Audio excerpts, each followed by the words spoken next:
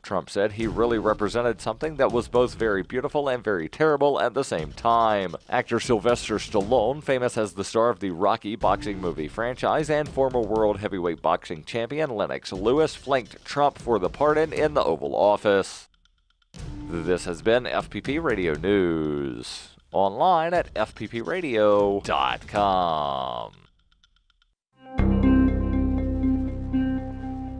Shortly after creating a profile on OkCupid.com, local man Malcolm Lighty, a person with severe psychological and emotional issues, told reporters he thought it was best to just never mention the fact there was something seriously wrong with him on the popular dating website. The thing about online dating is you don't want to get too personal too quickly. Like, for example, how I'm a textbook narcissist with unresolved intimacy issues, or the fact that I have no sense of empathy. Nobody wants to hear about that. When you're making a first impression, it's important that you keep it casual and don't include too much information. You don't want to be talking about your inability to maintain a relationship because of a history of violent mood swings. Lighty told reporters while his OkCupid profile includes extensive details about his favorite movies, love of cooking, and interest in cars, he thought he was, quote, just better off not mentioning the borderline personality disorder that makes it impossible for him to connect with another person on any kind of meaningful level. This is the Onion News Network.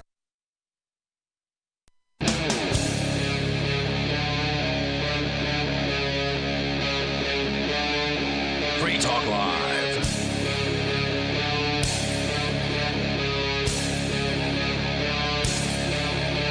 This is Free Talk Live. You can bring up anything that you want to discuss. You just dial on in here toll free, and you can take control of the airwaves. Our number is 855-450, free like freedom. That's 855-450-3733.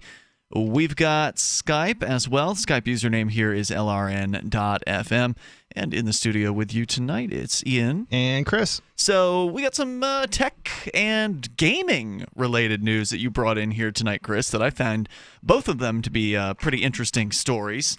I thought so, too. Where did you want to start? Do you want to start with Utorrent, or do you want to start with or BitTorrent, or the school shooting game? Because let's start with school shooting. School shootings? Yeah. This is pretty. I think a lot of people are going to find this outrageous. Oh, yeah. But it, well, let's get into it. Where's the story from? All right, so this story is from Eurogamer.net. Okay. And the title is Valve slammed over horrendous Steam school shooting game. I think we should back up just a moment here, just to explain what Valve is. Valve, and what. And I'm not a gamer person, so I'm aware. I'm fairly of these. connected to. Right. So if you're a gamer, you probably know exactly what this story is about. Yeah. Well, okay. So I don't know what the story's about. This is the first thing. Like, I'm not in the scene of gaming these days, but I still sort of tangentially at least am familiar with. So Valve is a company that started as just a video game software maker. Like, they programmed games. They programmed some of the most popular games like Half-Life way back in the late 1990s. And then at some point in, 2004, somewhere in that range, somewhere in the mid-aughts, they launched a video game downloading service. So, back in the old days, if you wanted to buy a video game, you had to go to Best Buy, or you had to go online and actually order a physical platter, a CD or a DVD in a box that would, you'd go pick up and take it to the cash register and check out, and, that whole thing. But Valve changed the delivery method because, you'd always been able to download games from the internet and from BBSs back in the day, but they made it, I would say, easier on people. It's like, isn't it like the App Store, basically, like an Android App Store, or like for video Apple, games? Like your smartphone, but for video games, right? Right, and what they did, it was really smart, and it's still around today. In fact, but it's for computers, right? I think it's exclusively for computers. I don't believe it exists on other platforms. But please correct me if I'm wrong on that, listeners. Feel free to call in at 855-450. I think Apple just shot them down, actually, for getting it onto the Apple iPhone. Oh, really? Yeah. So they came out with this software called Steam. And this is initially it was just for their games. So they would deliver their own software to their customers over this platform. And if you think about it, it's a pretty brilliant thing for them to do, right? Because the old method was they'd have to probably contract with some sort of presser, right? Like some company that is going to press the discs and put them in boxes and ship them in large containers to stores, and sure, much more expensive, right? Yeah, all that logistics is expensive. Moving physical product around is costly. I actually, if I'm not mistaken, I think it's about $100. Or depending on the quantity, it could be as near $100 for actually doing that and distributing it through something like Best Buy. What do you mean $100? If you have a full retail box, with manual and the CD. So what? Are you saying it would cost $100? Yeah, it's maybe not quite $100, or maybe it's $50. Games are usually less than $50. Right. But the point that I'm trying to make, it might be closer to $50, but the point that I'm trying to make is it probably was closer to $50. But this was like back in 2005 era time period. This is what it would actually cost to do that. No way, dude. Are you talking about on like some sort of small scale? Because if it cost $50, they'd be losing money. Smaller scale. Now you have to understand that the reason for this is because Best Buy takes a percentage of the profits, most of the profits actually. And there's also the cost of actually pressing the disc. Well, right. Everybody's got to make money along the way. Right. The manufacturer, the wholesaler, the Best Buy. So one of the companies I worked for basically didn't make any money off of actually selling their own software. No kidding. Because physical of this. copies. Yeah, physical copies of their software. But they wanted to be in retail. So they just did it for the recognition. Yeah. So you could actually download their software for free, but at retail you'd have to pay. And they had some like other features that were, you would get with the, retail copy, but generally speaking, it's expensive. Oh, no doubt about it. So that was the brilliance of the Steam platform, was it allowed them to easily distribute and sort of control, to some extent, their product, meaning that they could set a date at which, there's usually a certain release date for a game to come out, and they would say, all right, well, the game's going to come out on Tuesday the 3rd or whatever, and then the software would actually pre-download the game for the user. So at midnight on the day of release, the software would then be programmed to let the player play the game instantly. So at the time of release, the official release date, they already had all the files on their computer. It's just they weren't allowed to play it until. So pretty smart, right? Because interesting. Because otherwise you got to hope to get to the Best Buy and hope there's still some on the shelf and stand in line, and maybe you won't get it on the first day if you're relying on the physical copy. But with this method, anybody who wanted it would have it the instant it was available. So very, very smart kind of marketing. And this is something that people lined up for back in the day, right? You mean to buy video games in physical reality? Yeah. Exactly. Yeah. I forgot all about that. Right. Some game stores would open at midnight. On a very popular game, they'd open at midnight, and then they'd hand out tickets or whatever, and people in line, and so on and so forth. With this, you just sit at your house, and it's there for you. And they're charging the full retail cost. Right. So they're getting all of the profit with this distribution. I wonder what Steam actually charges. Well, I mean, obviously Steam's getting the full retail price, but I wonder what the other companies are getting. Yeah, I don't know, because that's what came later. Right. And if you look at like what Apple does, they actually charge a hefty percentage in order to get your stuff into the Apple, and then they restrict it too, but Will Coley's joining us here from the Call to Freedom. Hey, Will. Hey, what's up, guys? We're talking about video games and the Steam platform, which is going to lead into this active shooter game that somebody's come up with that's supposed to simulate school shootings. So apparently there's some controversy about that. We're just kind of explaining what Steam is prior to that. And so it was initially for just Valve software, and at some point they opened it up to other software providers, independents, and major software like companies, video game makers, to use this platform. So it's a good question. What chunk of the given cost is Steam taking? So that should explain to you basically what this is. It's essentially a large app store for video games. You can buy things within the app, and they're delivered right to your computer. And the nice thing is, like, I've got Steam on the computer here and the computer upstairs, and I actually you log into Steam and you tell it which games you've already purchased you want to download, and it'll automatically just download it right onto that machine. So it's pretty slick. Like, I've got 2 copies of the same game on 2 different computers. I presume it would tell me no. Do they charge you per game or per computer for the game, or no? Is it just one license? I'm guessing they would lock me out if I tried playing both at once. At once, okay. But I haven't actually tried that. So with that in mind, now that we know what Steam is, for listeners who are new to the concept, what are people mad about? What's going on? Let's find out. Active shooter from the maker of White Power, Pure Voltage. Okay, so that's did you just say White That's Power? What he said, White Power. That's what I said. So I don't know. Is this Chris Cantwell's company? I don't know. I guess like this is. That just screams to me like it's some sort of racist, bigoted kind of. It does sound that way, doesn't it? Yeah. I don't know if that's the reality or if it's just a game. Or maybe it's anti-racist. I don't know. Or that it's attempting to associate school shootings with white power. Maybe.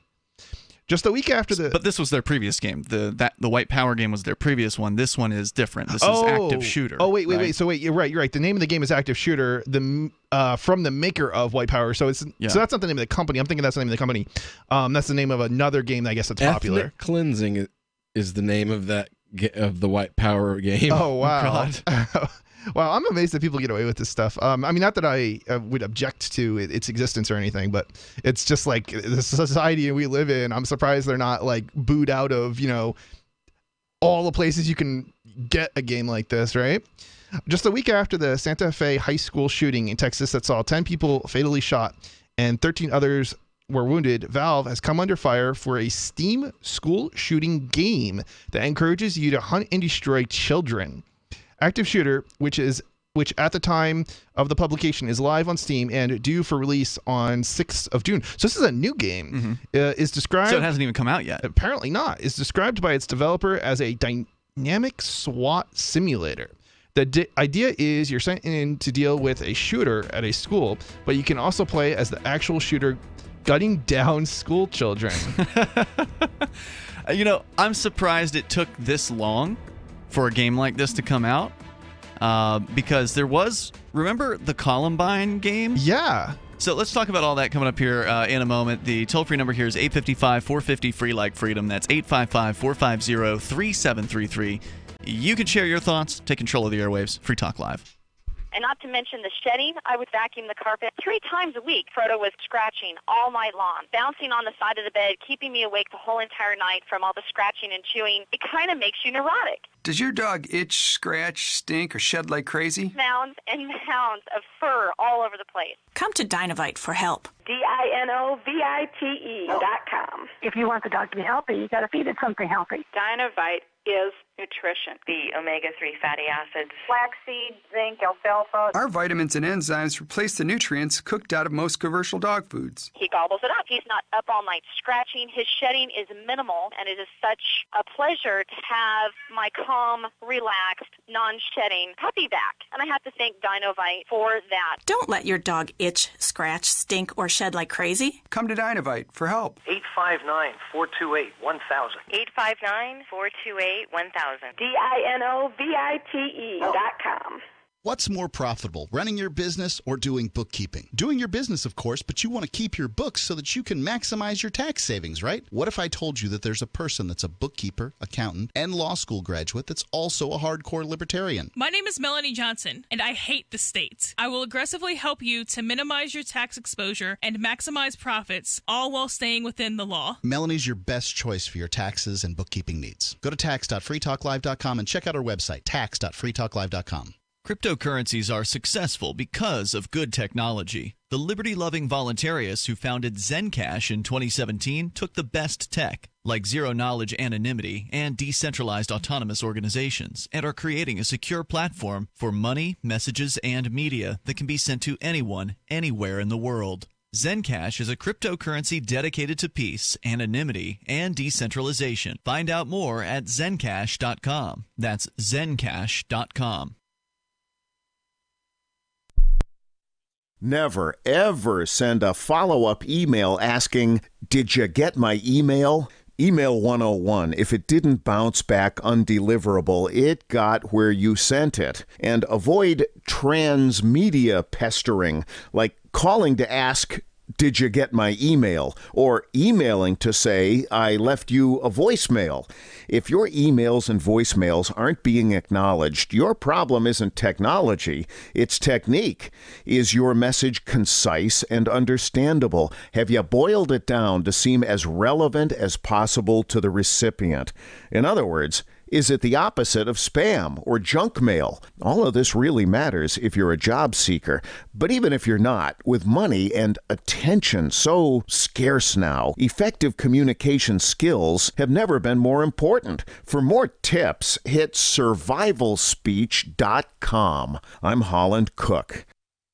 If you want to know the latest about Free Talk Live before we go on the air, all you need to decide is how you want it delivered. It's your choice. Visit news.freetalklive.com. You can get emailed announcements and participate in contests via our email updates list. Plus, we have a Twitter account that you can follow and a Facebook page where you can become a fan. So visit news.freetalklive.com to get news about Free Talk Live as soon as it's announced and the way you want it delivered at news.freetalklive.com. That's news.freetalklive.com.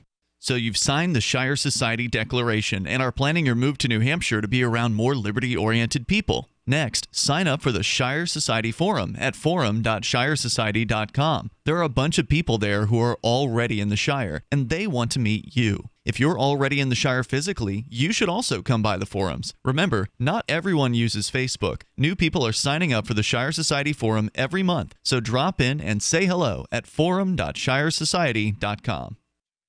Join the LRN.FM Discord for live chat 24/7 at discord.lrn.fm. That's discord.lrn.fm.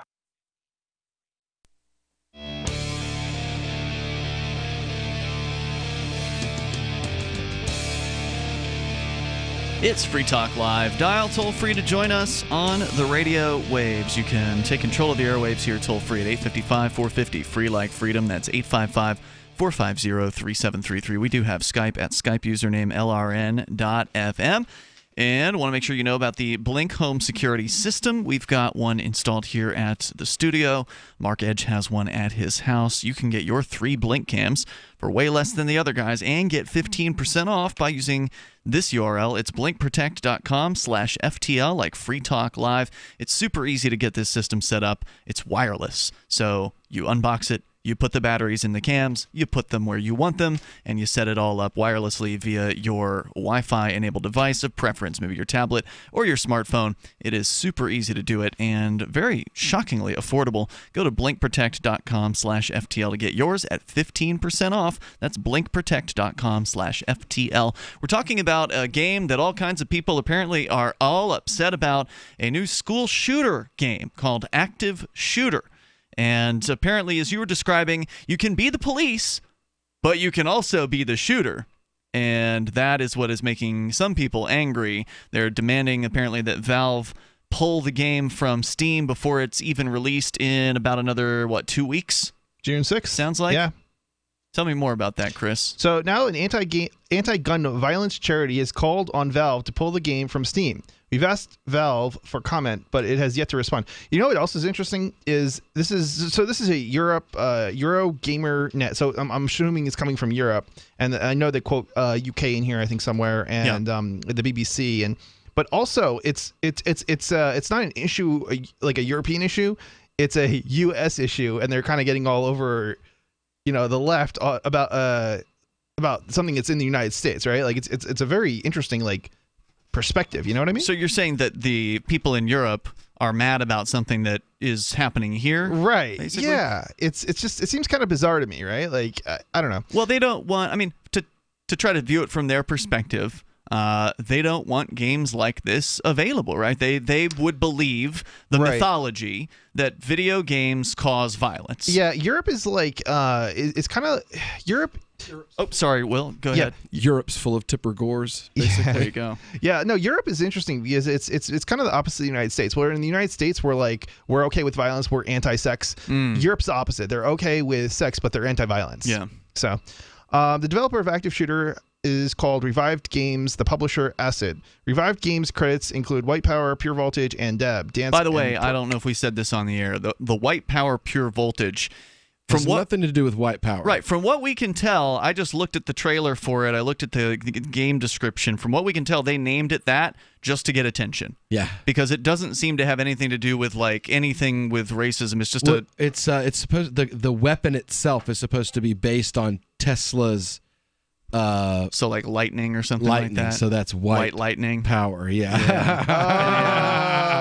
Yeah, the game looks like it was built on like an Atari 2600. It's got that old school pixel art kind of look to it. Yeah. All right, so it's not offensive. It's not at all intended to be racist. It's a massive troll. And so is this. And so is marketing this. campaign. Right. Yeah. So is this game here called Active Shooter. This is a troll too, right? Like they're trying to get attention for their brand, and they are, right? Yeah, they're getting major press out of this. Oh yeah, definitely.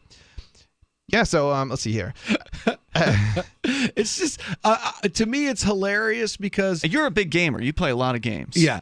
These guys, they're giving them what they want. It's like the whole terrorist thing or the Unabomber thing, or like these people that they're nobody and they want media attention and they know which buttons to push. Yeah. You know, this is also kind of an interesting perspective because I believe the three of us are all peaceful people and like against violence, right? Against the use of force. Against aggressive force. And yet, would you guys say that you support the existence of games like this? Of course. Yeah. This is pure free speech. I mean, this is clear free speech. There have been other offensive games in the past. You mentioned off the air. I don't think you mentioned it on the air. Postal, right? Which was one of the first. What was that in the 90s? I mean, that was probably late 90s. Yeah. There was a couple sequels to I never played it, but I was aware of the game at the time. I have like a Shogun Assassin one that's from the 90s that was one of the it's absolutely ridiculously brutal. You're and saying bloody. With the violence? Yeah. And I love it's one of the funnest games to play. It's the most realistic samurai sword and pistol game that I've ever seen. Like, you're cutting off limbs and there's blood everywhere and like you're cutting faces in half. Yeah. And it's just it's insanely violent, but it doesn't make me want to pick up an AR-15 and go of course shoot not. up a movie theater, you know. And you've got 5 kids, and at least 2 of them are video gaming boys. Bet I don't let them play like Call of Duty and stuff yet. They play like Happy Wars, or they're not really even interested in that kind of stuff yet. They want to play Minecraft, you know. Yeah, that's popular at that age. They want to play the like Mario Kart. Gotcha. Or Smash Brothers. I mean, your kids are like 5 and 7, 8. Yeah, 8. Yeah, I mean, they're pretty young still. They want to play the kart games, that kind of stuff. You know, I remember playing like Doom and Wolfenstein at like 9 years old, 8, 9 years old. That's like the last time you played games, right? Yeah, pretty much it was actually. And you know, it's kind of funny. Like I turned out all right, and I bet you guys did too. Maybe not Depends quite who the you same ask. game, but. Right. Oh, good point. Good point. I played so much Doom when I was a teenager. It was probably my number 1 game for the longest time. But I liked Wolfenstein. I was stuck on old school games as a teenager. Like, I was into retro games before it was cool to be into retro games. I couldn't get into Doom. I could never get into Doom. I loved Wolfenstein, but I could not get into Doom. Or what was the other one? Quake. Quake was the other one. Yeah, those are some of the more popular ones. When I was into gaming, let's put it that way, that's what was, the next thing kind of, coming out, and everybody was playing. And I'm like the only one who's not playing it. It was kind of weird. The thing that made Doom really special compared to Wolfenstein was they brought in multiplayer. Wolfenstein, you never had that. Right. And Doom was kind of the first-person shooter, which is what we're talking. This is the genre we're now talking about for listeners not familiar, where you're seeing the game through the eyes of the protagonist, and you shoot everything that moves, basically. In Wolfenstein, you were always like just kind of running through halls on the same level and in and out of rooms. You never went upstairs or downstairs, so there was never like the perception of 3D. Like, it looks 3D, but it wasn't actually like there wasn't a way to get above or below things. And Doom kind of made it look like it was actually 3D. So it technically was a big step up from Wolfenstein. They had the network code. Quake actually made it 3D. Do you guys remember if those games like Doom was a network game, right? It wasn't like an internet-based game. The internet wasn't a thing. Really. It wasn't back there then. yet. What about Quake? Quake actually went internet-based, right? Quake, I believe like they with had centralized internet servers at that point and things like that, maybe. Yeah, I think so. Yeah, it's interesting how the whole game landscape has changed. Now you can't even play like network, person to person, right, locally. Yeah, now I've seen some of the Twitch videos. So like we're on Twitch right now, twitch.lrn.fm, and I imagine some of our Twitch listeners are enjoying this particular conversation because Twitch is primarily a video game streaming platform. And I was watching Matto Blasto's stream earlier today, and a lot of these games, that the first-person shooters, for instance, they rely on centralized servers, whereas back when Doom and these other games were out, you had to spin up your own server for your friends to join. Yeah. And so what'll happen is the companies that make these games with the centralized servers, at some point they just abandon it and they say, we're not going to run the servers anymore, and you don't have a game anymore. Right. At that point. You can't play it. And there were other benefits like low latency if it was networked. Right. Right. So more coming up here, 855, 450 free. We need to get back into active shooter. Yeah. This is what people are upset about.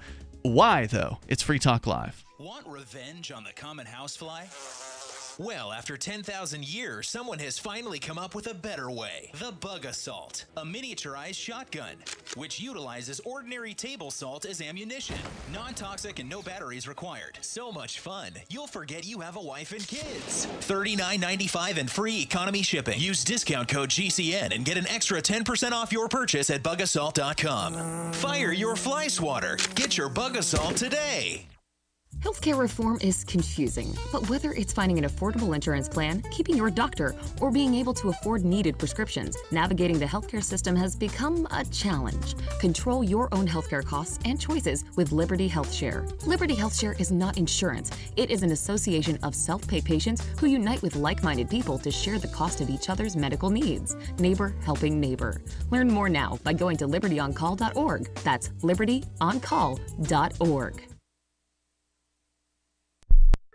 Free Talk Live. No, I just want to reiterate on what you said, and I feel you what you said about the junkie. I mean, I'm with you 100% because I had an ex-girlfriend that was like out there, and it took me a while to even find out that she was a cocaine addict. And I'm talking about I come home to all the electronics gone, you know, and nobody broke in the house. A key was used. What happened was I was trying to be a gentleman, a good boyfriend. You know, I got out of work. She said my car needed cleaning. It was dirty, and I ended up going in her trunk, cleaning out her trunk because that's where I kept the tie shine at. It's the exact same receipt from the pawn shop that the stuff that was missing, item for item.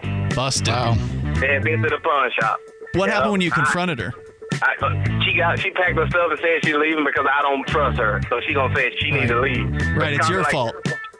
Yeah, it's my You're the fault. bad guy. I thought I found the receipt in the trunk, right? Free Talk Live, 7 nights a week from 7 to 10 Eastern, live on the Liberty Radio Network at LRN.FM.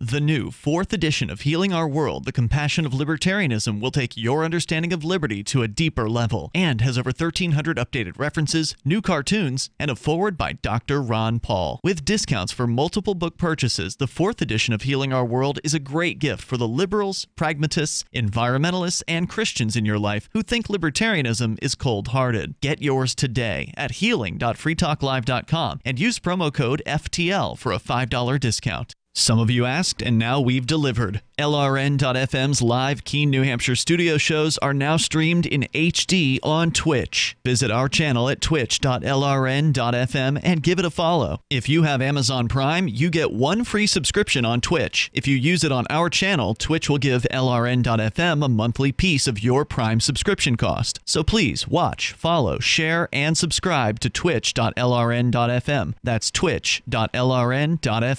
Is spreading the message of liberty, cryptocurrency, and peace around the globe worth $2 per month to you? As you may already know, in addition to our internet feed, LRN.FM broadcasts on free-to-air satellite across North and Central America, as well as Sub-Saharan Africa. And we've been available on satellite for free 24/7 since 2010. The LRN.FM free-to-air satellite signal is reaching some of the most oppressive regimes in the world, and there's no doubt our ideas are making an impact. You can learn more about the channel's impact by watching the 3-minute video at fund.lrn.fm.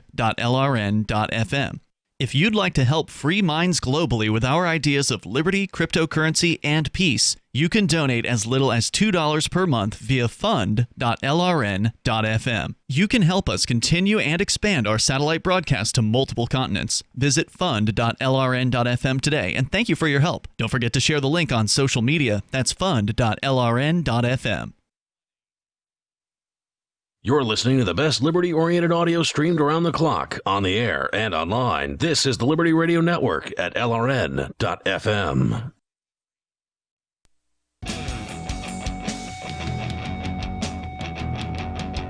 This is Free Talk Live. You can join us right here. The toll-free number is 855-450-FREE, like freedom. That's 855-450-3733.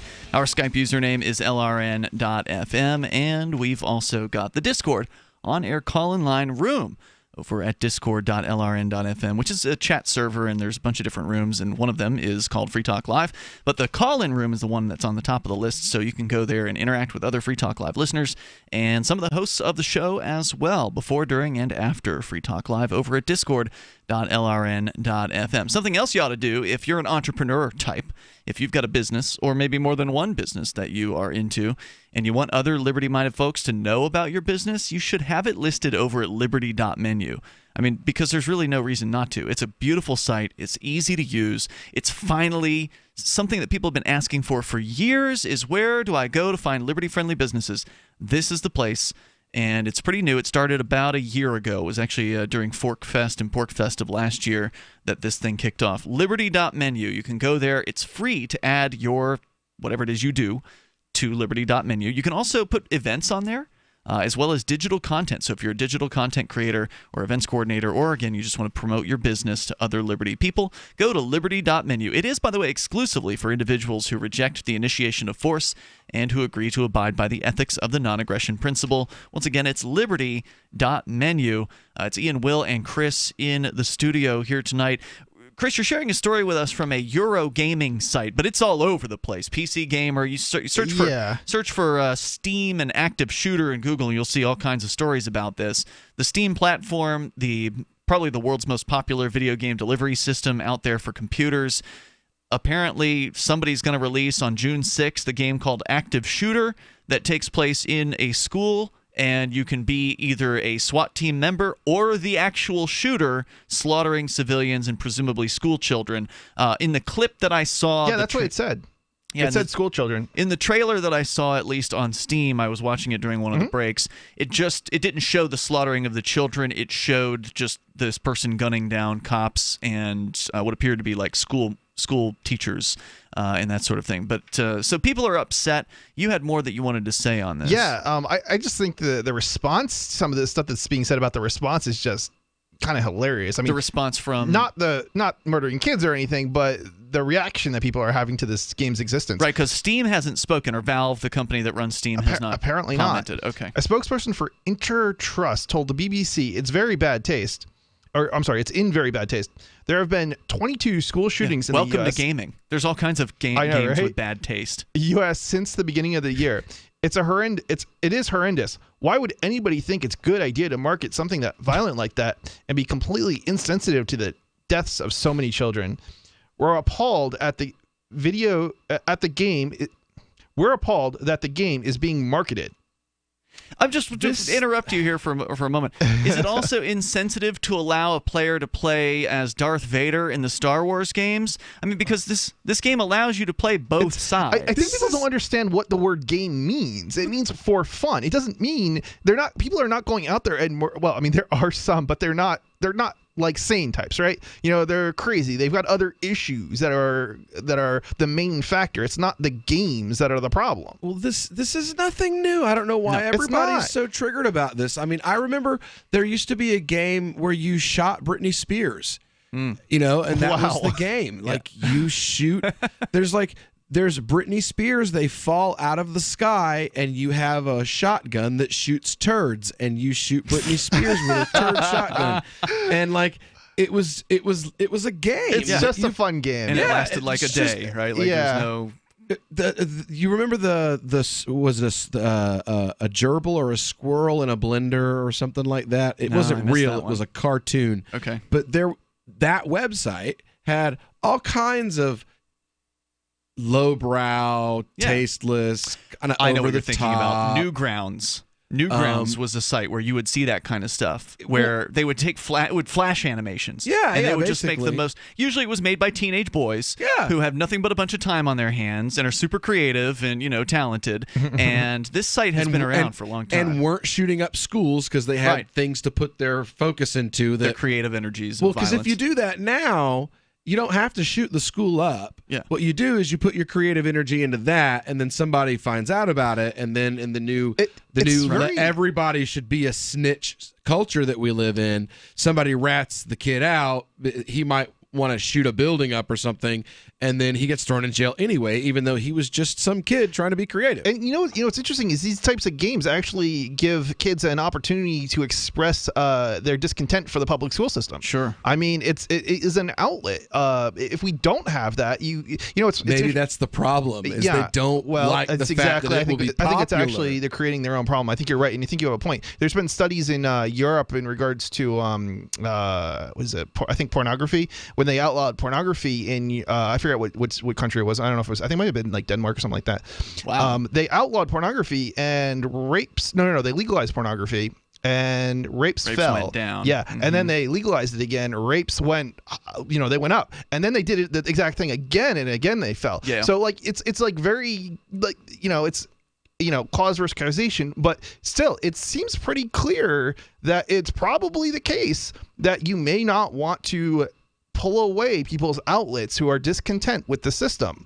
Because you actually end up having more violence as a result. And violence isn't something new in the United States. I think a lot of the situations is, especially in the 90s, there was a lot of shootings going on in schools and kids bringing guns to schools. And probably we didn't hear, we heard about it, but not in the words of school shooting, right? I mean, it happened, but it wasn't reported like it is today. Tell me more. Is there more from the story? Yeah, so there's a little bit more. So here's basically what Steam's defense is. When once Steam was heavily curated, Valve now employs a hands-off approach. That means scores of games of varying quality are published to the platform every day. There's a bunch of crap. Right. Because anybody apparently with $100 can put their game up there. Right. According to Steam Spy, 7,672 games were released on Steam in 2017. How many? 7,672. That's 21 games per year? day. Yeah.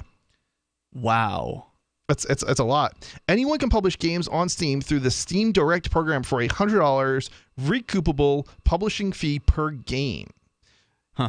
This actually seems great. I mean, the fact that you can do that now is I think it's kudos to Steam for opening up their platform like that. Certainly, I think that's sort of a good thing, but I think at the same time, it's also sort of a dangerous thing. You got to kind of be careful. Like, well, yeah, who knows what code you're going to be running? What are you installing, right? Yeah. I mean, there's I don't know if there's a review system or doesn't something. Sound like it. Well, no, I mean like a user review system or something to distinguish malicious from non-malicious. For sure, they have reviews on there. Yeah, absolutely. Yeah, and this game, by the way, this active shooter, it looks like one of those throwaway garbage games. I mean, no offense intended to Acid, the video game developer. It's a Rockstar knockoff. That's what it is. It's like that's what it looks like to me. It's GTA Part 1. Okay, yeah, it doesn't look particularly like high quality. Yeah, and it's not. And actually, reading further here, it's not that they're banning. Or it's not that they're taking a total hands-off approach, but they do have some rules like that you're supposed to follow. Well, right, like they probably won't allow porno games on there. So if somebody specifically, it's speech that promotes hatred, violence, or discrimination against groups of people based on ethnicity, religion, gender, age, disability, or sexual orientation, which actually makes me wonder if Wolfenstein would be banned because Nazis. Yeah, I don't know. Good question. I don't know. I know. Well, if they pass that new law that makes cops a protected class, then this definitely would be outlawed. Because anything that gives the impression that you even want to threaten a police officer can get you 10 years in prison, hate crime charge. None of this is new. Like in terms of like banning games and demanding censorship in Germany in the 90s, I think even they actually there was a law against games like Doom and Wolfenstein and things like that, and everybody played them in Germany, but they were illegal. They weren't legal, I guess. Right. Yeah, to sell. So they had to download. Yeah, so they just downloaded the pirated copy. Right. Which is what will happen. Yep. If this game is banned from the Steam platform, people are going to still seek it out. If people want it, if people are interested in playing it. They're going to want it now that it's got all this controversy surrounding it. They actually created probably popularity for the game. We would not have talked about it had this not been in the news. Yeah. We would have no idea about it. The toll-free number here, 855-450-FREE like freedom. If you want to join us here, 855-450-3733. You can take control of the airwaves here on Free Talk Live. Yeah. Does your dog itch, scratch, stink, or shed like crazy? Come to Dynavite for help. Order a 90-day supply of Dynavite. Pick up 2 bottles of Lico Chops, get the 3rd bottle free. New improved Lico Chops with Omega-6, Omega-3, Vitamin E, and now 6 extra direct-fed microbials. Even better for the digestive tract and immune system. And dogs love it. Try Lico Chops. Buy 2, get 1 free. This is Henry Lukasevic for Dynavite. DINOVITE.com. Zencash is an end-to-end encrypted system with zero-knowledge technology over which communications, data, or value can be securely transmitted and stored. With over 7,500 secure nodes, Zencash has one of the most distributed node systems of any cryptocurrency. Zencash is a platform for cryptocurrency and communications built by voluntarists for voluntarists, with the ideas of voluntary interaction being written into the white paper no less than half a dozen times. Learn more at zencash.com. That's zencash.com. If you or anyone you love has been diagnosed with lung cancer, asbestosis, or mesothelioma, your diagnosis may be the result of job-related exposure to asbestos, and you may be entitled to compensation. Over $30 billion in trusts have been set aside for individuals who have been affected by asbestos exposure. How do you protect your rights and get the compensation you deserve? Call Capital Legal Group now at 800-400-LUNG. Capital Legal Group is one of the nation's resources for settlement of lung cancer and mesothelioma cases. Law firms have successfully recovered over $2.7 billion for their clients in all 50 states, and claims have been paid in as little as 60 days. If you or a family member were diagnosed with lung cancer, asbestosis, or mesothelioma, call Capital Legal Group now at 800-400-LUNG. We'll open a no-cost case review on your behalf. A history of tobacco use or cigarette smoking will not disqualify your case. Visit 800-400-LUNG.com or call 800-400-LUNG. Call 800-400-5864 now. That's 800-400-LUNG. I've been told no in many different ways. I give you an order and you're going to obey it. Who told you you can go this way? You can do that and you have to leave here. You cannot bring signs into the rally. Walk with me. Well, I'm comfortable here, actually. Whoa. Hey. Who do you think you are? Excuse me. There is no video and audio allowed in this hospital. No, I have work today. You ain't gonna make it. Wait a minute. Whoa. Hey! Oh my God! Unbelievable! Why are you running from me? Because you scared me. What am I being detained for? You're being served. What is this? You're being served. What is this? Bureaucrats have a funny way of telling people no. That's the sound of the men working on the chain. Derek J's Victimless Crime Spree. Watch it for free and order the Director's Cut DVD at victimlesscrimespree.com. Here's a chance to do a little activism while you're cruising Facebook, Twitter, or Google+.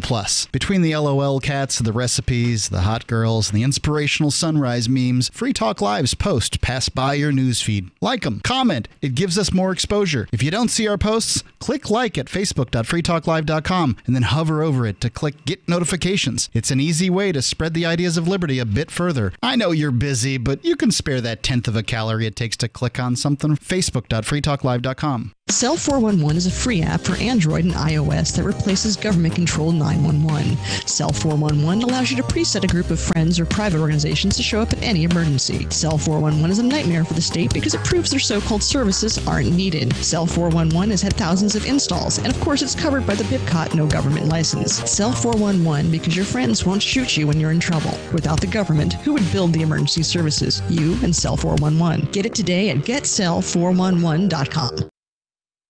Do you love Twitter? Make sure you favorite the LRN.FM Twitter account so you can receive our tweets at twitter.lrn.fm. That's twitter.lrn.fm.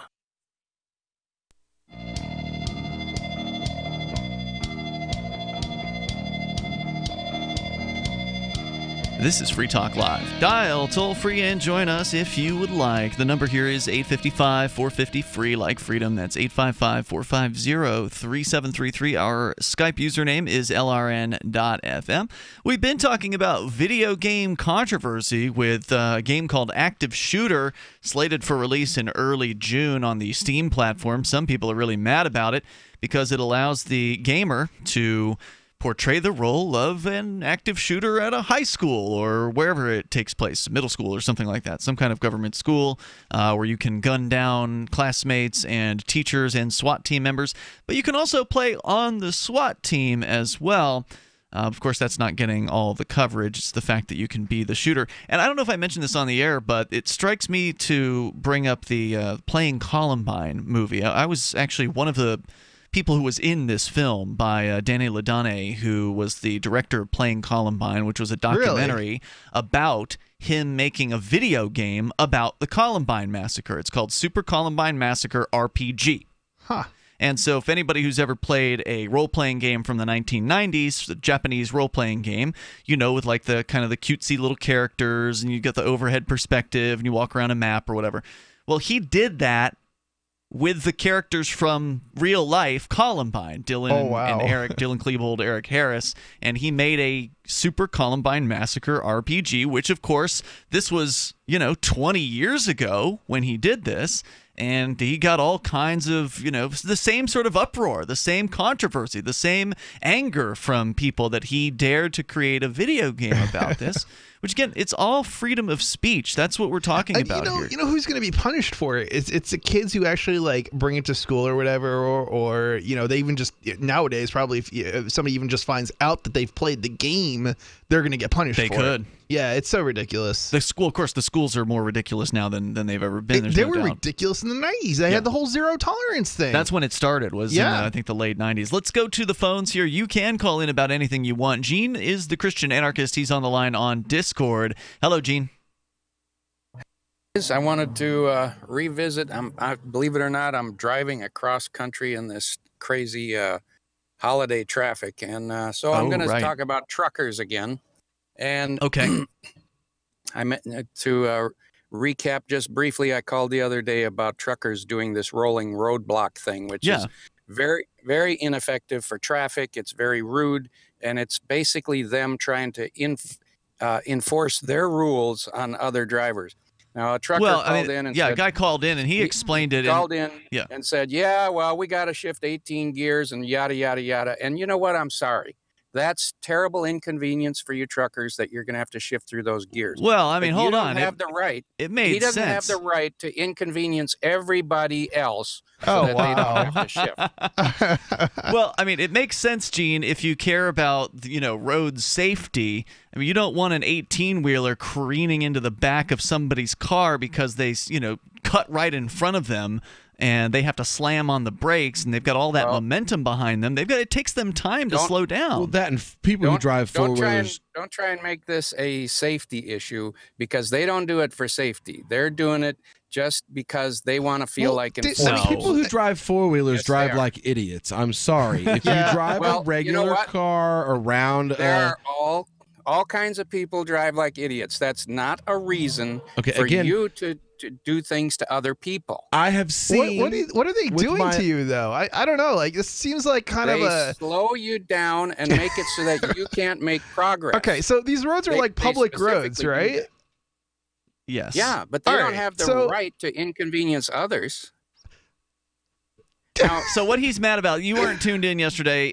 Gene's mad because sometimes he sees truckers occupying 2 lanes in a 2-lane road when there's like an accident up ahead to leave some space in front of them and whatever it is that's up ahead to where they have enough time to stop. I get why this is annoying. I've seen this. They will stretch. But it's also an inefficient use of the pavement. They stretch a 1-hour traffic jam 1 mile, 3 miles back, and it blocks off exits that people could be using to take another route. So if you do that, take it up with your you're inconveniencing a lot of people. Take it up with your state legislator, because a lot of times there are laws and regulations that it doesn't matter. Actually say you need to be a specific amount of space away from the car in front of you. He's right.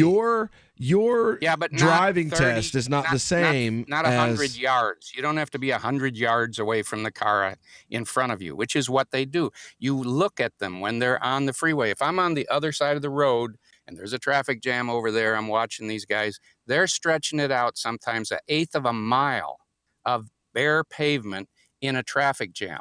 And this is very inefficient, and it's not very nice to the other drivers. Well, I mean, I see what you're saying, man, but I mean, these are professionals. These guys know what they're doing. Don't give me this professional stuff. Okay, here I want to. Well, they only spend thousands of dollars to go to school to learn how to drive this way. It seems like a very strong argument on the truck driver's part. I'm sorry. No, listen.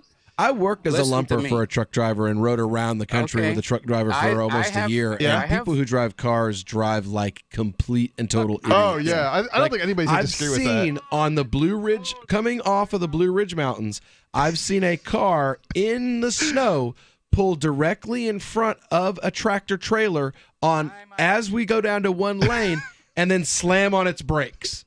Time out. Let's talk about the dangers of truckers. Because the truck drivers, first of all, when I'm driving my Corvette, I could go 130 miles an hour on the freeway and not be as dangerous as a truck driver at 80. Now, they will often drive between 70 and 80. And there's a lot of difference in momentum between 70 no and doubt. I don't think anybody 71 disagrees on and that one. 72. Okay, these guys are driving 70, 80,000 pounds down the road. Right, that's why they're putting space in between them and the other cars. Yeah. Listen to my argument. You're just upset that there's trucks on the road. No, these guys, they're not the safest drivers in the world. They aren't. These guys cause I think a lot dollar of, for lot dollar, of they are way safer than the average driver. I bet statistics show that. They are not safer. Number one, they have those cheap recap tires that blow up on the highways, fly through people's windshields, and then when they blow up, they pull off the road up ahead. They don't even bother to walk back and clear the road off of their recaps. The recaps are. I don't think it's fair to say they do this or they do that. There are tens of thousands, if not hundreds of thousands. You guys were just saying that drivers, they do this and they do that. I didn't say that. That was Will. Yep, that was me. Will was doing that. So if Will can do it, I can do it. It's fair, right? How is that not fair? But they do a lot of dangerous things on the roads. Number one, they're swerving all the way over to the shoulder and back again. They're half asleep at the wheel. This is collectivizing. This happens. I see this all day long. I'm sure you're right, but there's probably as many, if not more, I suspect, motor vehicles, just regular cars, doing, much worse. And another hazard with the truck drivers is they've taken this move over ridiculous craze to the extent that now they're moving over for anything. The law said you had to move over for emergency vehicles if there's room. You don't move over and shove everybody out of the fast lane just because there's a vehicle up ahead. You can move over or slow down. That's what the law says. It doesn't say you have to move over.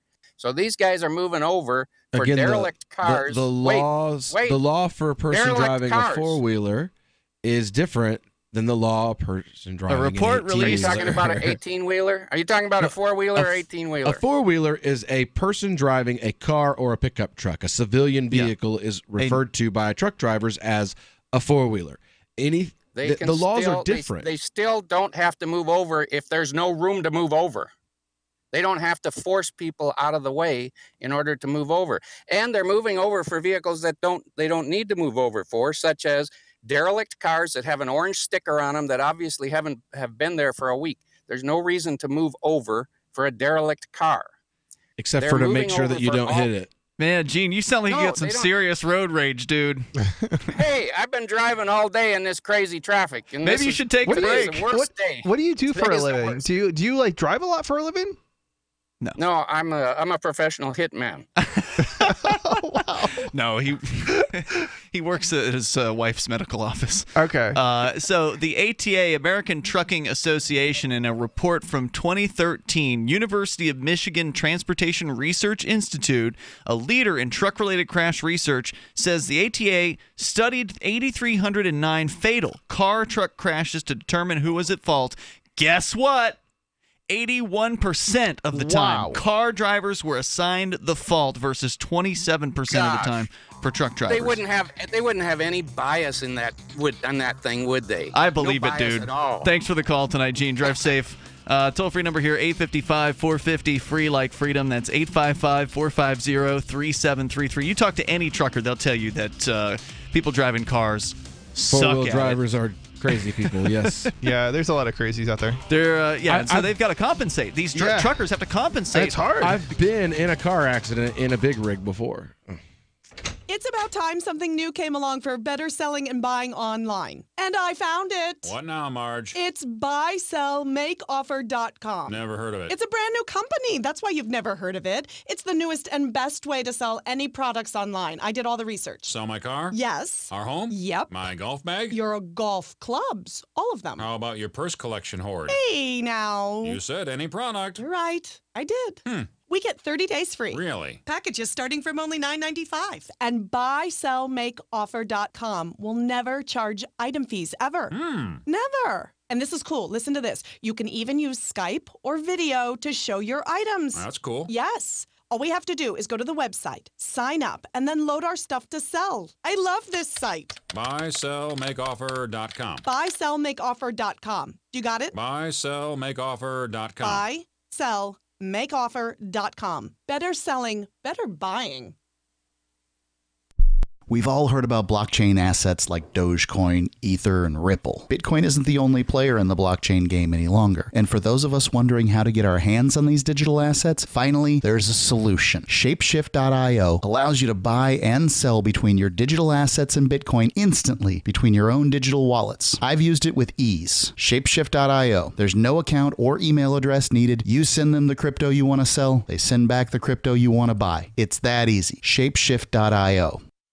So you've heard all 3 hours of the latest episode of Free Talk Live, and you're still hungry for liberty-oriented audio content? Did you know that we have another 24/7 audio stream at LRN.FM? The Liberty Radio Network airs the latest episodes of some of the best liberty-oriented podcasts on the internet around the clock. In addition to recorded content, you'll also hear live shows like Free Talk Live, originating from our Keene, New Hampshire studio. So listen anytime at LRN.FM. That's LRN.FM. You're listening to the live edition of Free Talk Live. Hour number 2 is next, after the news, here on the Liberty Radio Network at LRN.FM. Temporarily from Omaha, the gateway to the West, this is Darrell W. Perry, host of FPP Radio News for Friday, May 25th, 2018. Silver is trading at $16.61 per ounce. Gold is valued at $1,303 per ounce. Zencash is trading at $34, and the average price of Bitcoin is $7,620. Antiwar.com reports North Korea expressed regret Thursday after the surprise President Trump announcement that he is canceling the June 12th summit. They say the announcement was unexpected, but that they don't expect to change their own hopes for having such talks. Rather, North Korea's vice foreign minister says that North Korea will do everything they can to ensure a peace deal and are willing to give the U.S. the time and opportunity to change their minds on the talks. The vice foreign minister added that North Korea remains willing to meet face-to-face with U.S. officials at any time in any form to resolve the problem. President Trump did not rule out talks in the future, but also did not make it particularly clear what he wanted North Korea to do to get talks in the future. Trump claimed that it was North Korea's hostility that forced his cancellation. No one else seemed to expect this, and South Korea's President Moon Jae-in said he was very perplexed by Trump's announcement. Moon said that the peace process should not be abandoned nor delayed. While Trump attempted to blame North Korea for the summit cancellation, North Korea is making it very clear that they still want the talks. This is also putting some pressure on Trump to make some effort to salvage the talks after withdrawing. For over 40 years, Roberts & Roberts Brokerage has been a trusted source for buying and selling precious metals like gold and silver. And as a Bitcoin-preferred business, Roberts & Roberts Brokerage has removed the minimum purchase amount for all orders paid in the digital currency. Call Roberts & Roberts Brokerage today for knowledgeable advice on buying and selling precious metals and a forward-thinking approach to new technologies. 800-874-9760 or visit online at rrbi.co. UPI reports a California jury delivered a $25.75 million verdict against Johnson & Johnson, ruling the company did not warn consumers about health risk related to asbestos in its baby powder. Joanne Anderson and Gary Anderson brought the case against the company after she developed pleural mesothelioma, a type of cancer caused by asbestos exposure. An attorney for the Andersons said instead of pulling the powder from the market or going with a safer alternative such as cornstarch, they engaged in a multi-decade campaign wherein they hid testing data from the FDA, altered reports to make them more favorable, and lied to consumers. This jury saw Johnson & Johnson documents that were never given to the public or the FDA. Joanne Anderson said she was an avid bowler and regularly used Johnson's baby powder on her hands and shoes for years and also used it to help with diaper rash when her children were younger. Experts estimated that she used the product more than 10,000 times in total. Jurors issued the verdict, including $21.75 million in compensatory damages damages and $4 million in punitive damages, and found Johnson & Johnson liable for 2/3 of the verdict amount and the entirety of the punitive amount. The remainder of the fault was spread among other companies named in the lawsuit related to exposure to asbestos that the Andersons experienced while watching her husband work on his car. You can support FPP Radio by joining the Fans program. Fans are friends, allies, and numerous supporters. Fans help FPP afford to produce more original content. You can join the Fans program for as little as $1 per month through Patreon and get perks like ad-free versions of FPP Radio News and Peace, Love, Liberty Radio. To learn more or to join the Fans program, visit fans.fppradio.com. That's fans.fppradio.com.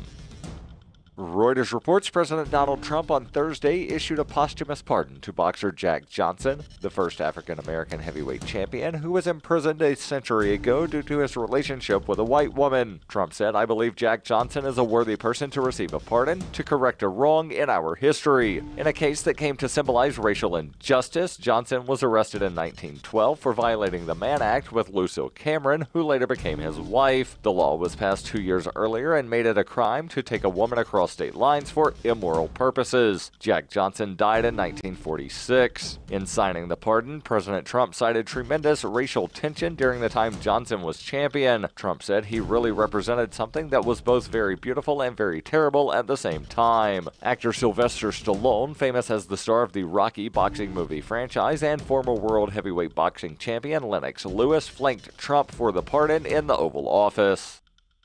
This has been FPP Radio News. Online at fppradio.com. I recently signed up for one of these self-defense classes and brought along a camera crew to watch. Take a good look at this class instructor. Thank you very much. Boy, was he smooth. He tried to butter us up with flowery compliments like, "Good work, nice try." Yeah. But don't worry, folks, I wasn't letting my guard down for 1 second. Maybe he wasn't planning to attack me at all, but he could potentially plan to attack me at some point, and that left only one option. Take him out first. This is him. This is the guy. My quarry approached, and when the moment was right, I struck. Oh! I knew he'd be able to counter my every move if I just did what he had taught me, so instead, I did exactly the opposite. I beat him with a baseball bat. I am Shelby Cross!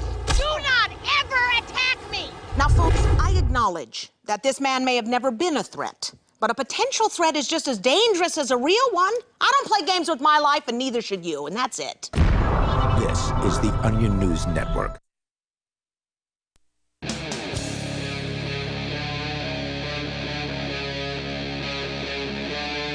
Free Talk Live.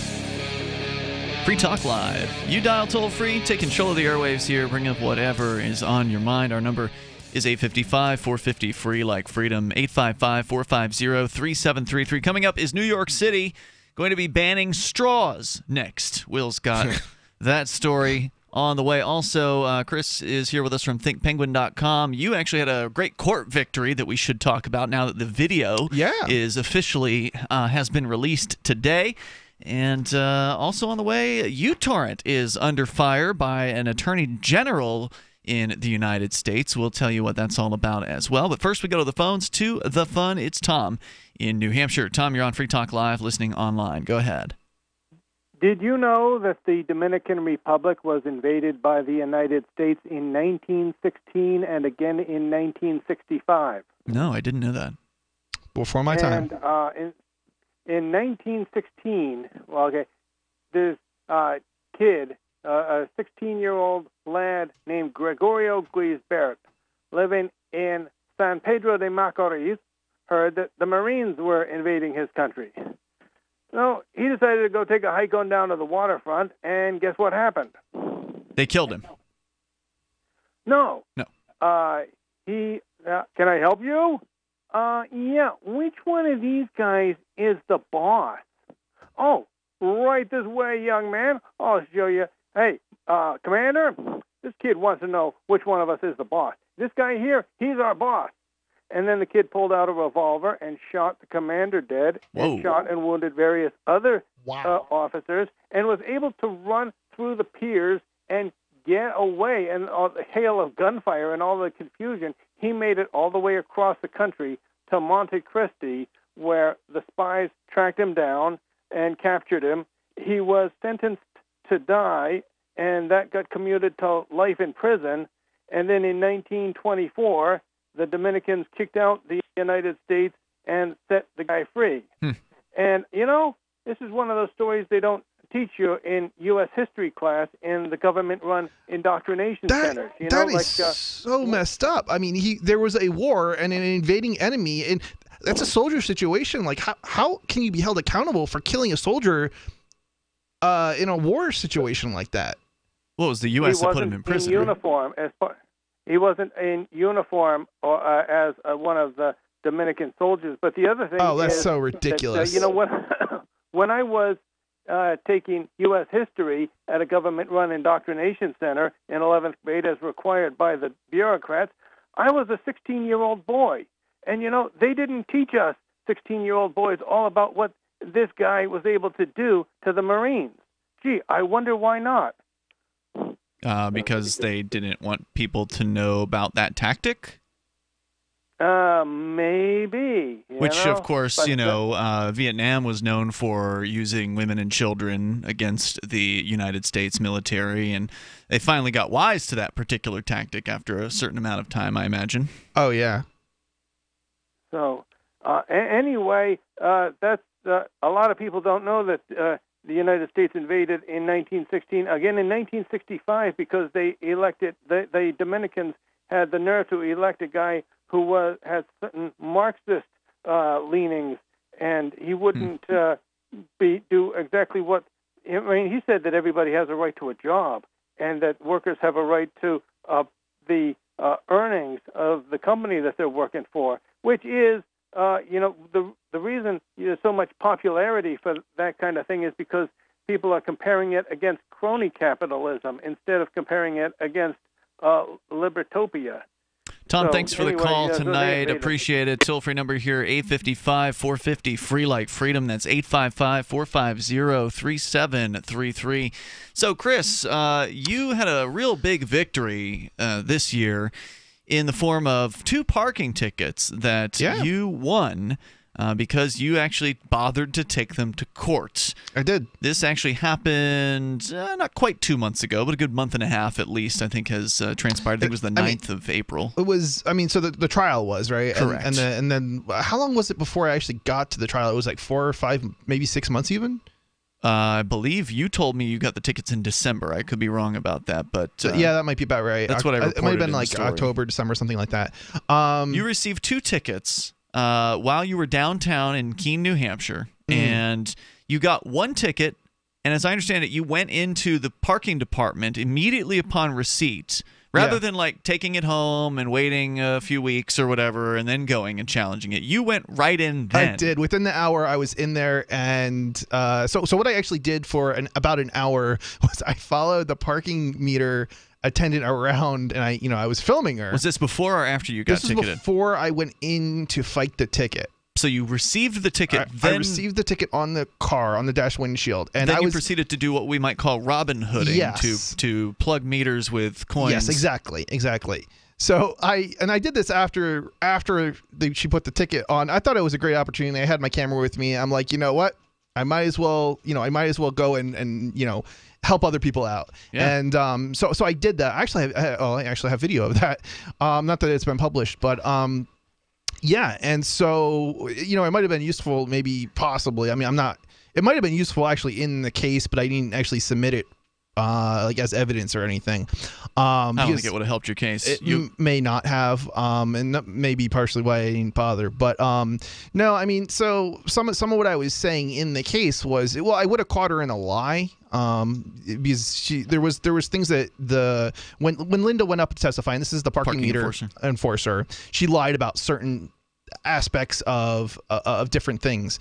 And now that would be nice to catch them in a lie. Yeah. That's perjury. Actually, it would be worth going back probably and taking a look at the videos and stuff and just play them back, like video clips, like back to back, might be interesting. Because she was. Yeah, I don't know. I don't know exactly what I would catch exactly, because some parts, and I also videoed when I went in to fight the parking ticket as well. So right, you got that on recording. I do, and I don't know what the camera picked up because they were a little bit, they kind of were around the corner. Now I could hear them, but I don't know if the camera was, how well the camera picked that up. Mm-hmm. So, but it would be interesting because she was definitely talking about me and like in a derogatory kind of context. Oh, really? Yeah, and that's what I was trying to bring up at trial, but they were kind of. I didn't to show an animus, to show a bias against you. Right. But they you have to be. One of the things that the judge was saying was something to the effect of you have to ask the question more directly, and I didn't know. You're not an attorney. I'm not an attorney. I've never been in a courtroom before like that. Well, I'm sorry, as a defendant. That was your first time doing That was the first time appearance? Yes, it was. You did pretty good. I would say I did great considering all like won, no right? experience. Yeah, he won. Yeah, I did. He's I won. 2 for 0. On 2 different tickets. So yeah, I don't think. I mean, certainly, I don't think I had much of a case other than the technical. I won on technicalities. Basically. That's right. The first one was that they wrote the wrong location for like where your car was parked. Yeah. Right. Yeah, exactly. I wasn't even aware of that when I was objecting, and there's a reason I was doing a lot of umming in there because I was thinking, okay, I might be able to do something about this. I might be able to object to this in some way, but how do I actually go about objecting? You know, and what's the grounds can I object on? I had no idea. So I was fortunate enough to get the words just right where, they threw it out. But it almost didn't happen. I mean, and the reason they threw it out was because the judge would not allow the prosecutor to update the charges. Because in most cases, when you are in a courtroom and the prosecutor or the agent who wrote the ticket has made a mistake and has put the wrong information on the ticket, 99.9% of the time, in every case I've ever seen, the judge will just let them change the ticket right there. I didn't think I was going to get away, essentially, with like getting it dismissed on a technicality or anything else. But you did. I did. And maybe it's this judge. Maybe she's always this way. So for listeners who are maybe not so new to the show, you guys remember Judge Burke. And if you are a new listener, then you don't know who Judge Burke is. He's the guy who was the Keene District Court judge for many years and is now in a state of semi-retirement. So he's been replaced. And the new judge is female. And she's younger, she's like maybe in her, I would say, late 40s, perhaps. And she seems to be a better judge. Yeah, just definitely. All in all, a better judge. She was not allowing this prosecutor any slack.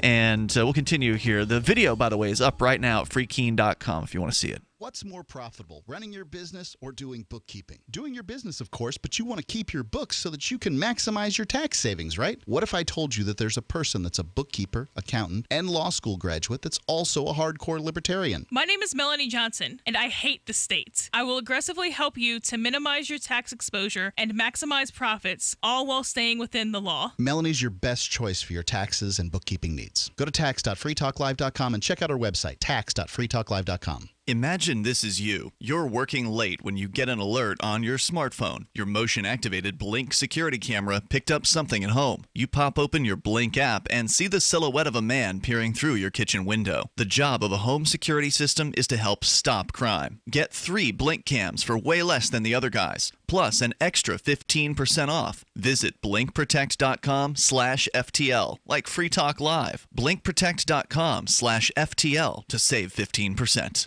The Bitcoin.com wallet is a simple and powerful, full-featured wallet that allows you to send and receive Bitcoin Cash and Bitcoin Core with anyone, anywhere in the world. It supports both single and multi-signature wallets and is available in multiple languages. Use the Bitcoin.com wallet to buy, send, store, and receive both Bitcoin Cash and Bitcoin Core. Learn more at wallet.bitcoin.com. Good technology is good, but the philosophy behind the tech is important. And Zencash was made by Voluntarist with the ideas of voluntary interaction being embedded into the white paper. With no central authority or single point of failure, Zencash is more resilient than a traditional corporation. Everyone has an equal opportunity to participate in decision-making, which empowers stakeholders and makes Zencash less susceptible to third-party influence. And Zencash allows for secure private transactions. Learn more at zencash.com.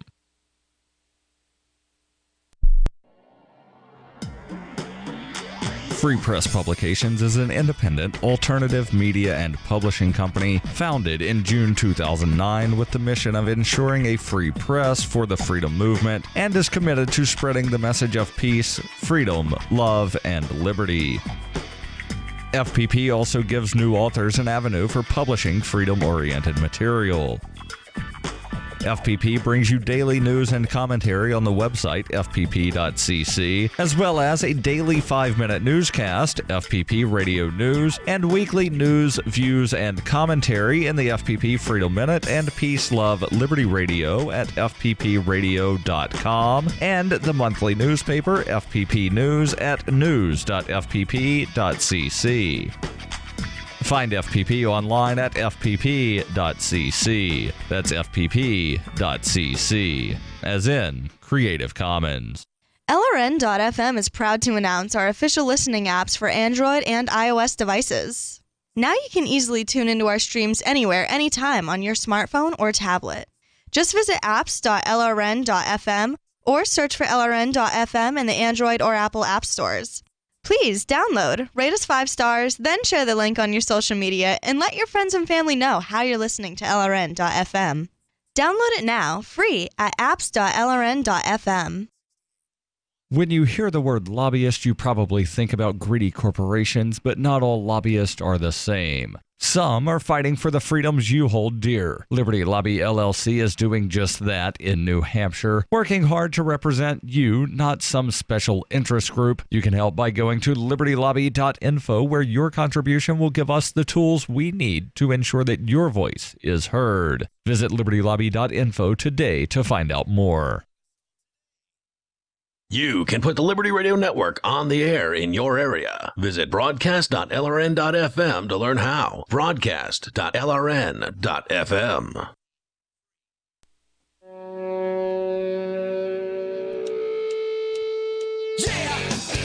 This is Free Talk Live. You can dial toll-free and join us here on the radio. Our number is 855-450-FREE like freedom. That's 855-450-3733. You know about Bitcoin by now, right? If you don't, you can go and get some of the basics over at bitcoin.com. But you can also, if you do know about Bitcoin and you've been wanting to get a little deeper into it, you can get into Bitcoin mining by going to pool.bitcoin.com. That's the bitcoin.com mining pool where you can choose which kind of Bitcoin you want to mine. Do you want to do Bitcoin Cash? Do you want to do Bitcoin Core? It is up to you. You can do them both if you want over at pool.bitcoin.com. The nice thing about pool.bitcoin.com is for those of you who don't really know the technical side of mining, you don't know how to set up a server to mine, you don't know all of the ins and outs of that and what can go wrong, let the professionals handle it for you over at pool.bitcoin.com. All you have to do is put in your initial investment, and then you can just keep checking to see how the returns are. That's, once again, pool.bitcoin.com. We go to your calls and thoughts. We're talking about the parking ticket trial that you won, surprisingly. I can't believe I won still. I mean, it was just absolutely insane. Yeah, and you won both of them. I did. I figured you were going to lose. I mean, you always got to figure you're going to lose when you go into these things. I figured I had 0 chance on the first one, the first ticket, and then the second ticket, I was like, well, there was like a 90% chance I'd lose and like a 10% chance that probably not even a 10% chance, honestly. I mean, I was basically trying to, I know how they work. I know how the system works, but I don't necessarily know how to like work around it, right? Like if I want to get something thrown out for, a bias or something, like I don't know how to do that. You don't know the name of the objection. Right.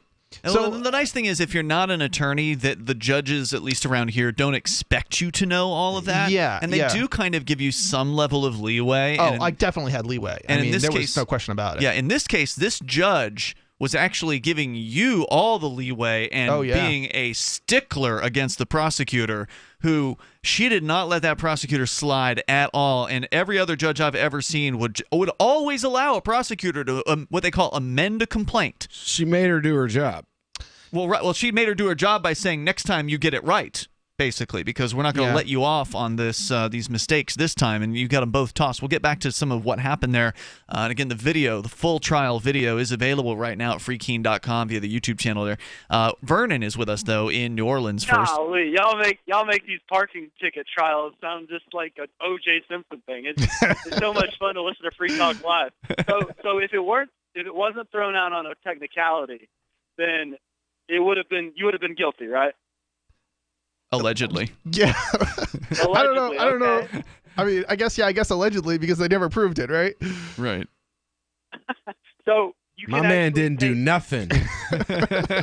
So the parking meter maid actually will come to the trial and be sworn in and testify. There happened. were two that actually showed up for the trial. One didn't make it to the stand because the ticket was dismissed before she was able to testify. The other did testify, and that's the bulk of what the trial was. So interestingly, one of the reasons I had issues with trying to show the bias and stuff was because I couldn't question both of them and I should have probably objected to the dismissal of the other witness because I could have used that witness, but I don't know. Or you could have motioned to dismiss after they called the witness. Yeah, you could have tried that too. Yeah, maybe. Just made them play out their case first, and then go ahead and motion to dismiss. Yeah. So, but either way, water under the bridge. You got them. But what were you saying, Vernon?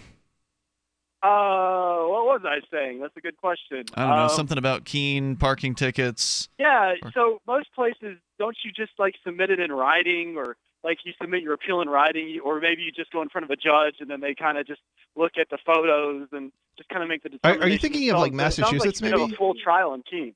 Yeah, it's a full trial, but it's not jury. So there's no jury that's called in here. So it's what they call a bench trial, where it's just in front of a judge. But they've got a prosecutor. A real lawyer was the prosecutor in this case for the state. Now I understand. Okay, so let's back up a moment. So there's something called a police prosecutor, but apparently they sometimes hire real lawyers, and sometimes they don't. This is a real lawyer working for the Keene police. Right. So this was interesting because I know, and I believe, and you guys can correct me, but I believe in some cities they just use regular police as the prosecutor. In New Hampshire, the police frequently will be there to prosecute their own case, meaning that they don't bring the police prosecutor, the actual attorney, and they'll actually have a police officer who kind of is a glorified plea deal taker. They usually don't put them on anything serious, but you will see the state police acting as both prosecutor and witness in their case, which is a strange seeming conflict of interest. Conflict of interest to me. But Vernon, to answer your question about how things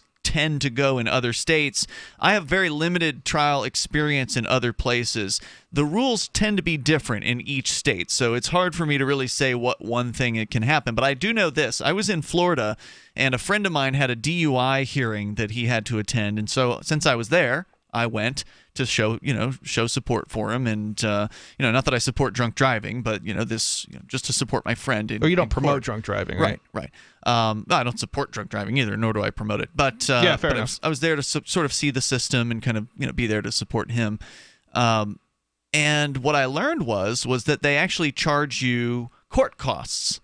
And the court costs are insane. Yeah, absolutely astronomical. I am talking about, it was like $200 if you wanted to appeal or if you wanted to take a misdemeanor to trial. And the craziest thing was the city ordinance violations court costs were even more than the misdemeanors. It was like $300. That's done purposefully, specifically to discourage the kind of activism that happens here. Correct. This is a violation of due process, in my opinion, because they're preventing you from taking something to trial. Unless you're wealthy. Right. Yeah. It's even worse. My daughter, she's 19 now. I had to play this game with her mother where I got to see her if and when the mother wanted to allow me to, because my child support was so high that I couldn't save up the amount of money that would be necessary just to pay court costs. Just to file. To ask the judge so that I could have real court-ordered visitation, because it was like $400 and some odd just to file myself, not a lawyer, not hiring someone. And anyone will tell you, do not walk into a Florida courtroom without an attorney. Yeah. Do not. Can I switch gears real quick before we run out of time? I wanted to respond to the truck driving comments from Jeannie, Christian Anarchist. I totally agree with whoever was saying that the drivers are very professional. Most of the time when I'm taking a long trip, I rarely run into a truck driver problem, and I rarely run into a traffic jam. But when I do, they all seem very courteous. They seem very professional. And as far as them moving to the left lane because of any sort of reason, I mean, to me, it would be a liability issue. And in fact, I think the four-wheelers should do that as well. I think it's a very good thing. So I'm going to be sitting on the edge of my seat waiting to hear the rest of this traffic ticket. Hey, thanks, video. Vernon, for the call tonight. I appreciate it. And that's been my experience with truck drivers as well. As they're very generally good drivers. They're professional.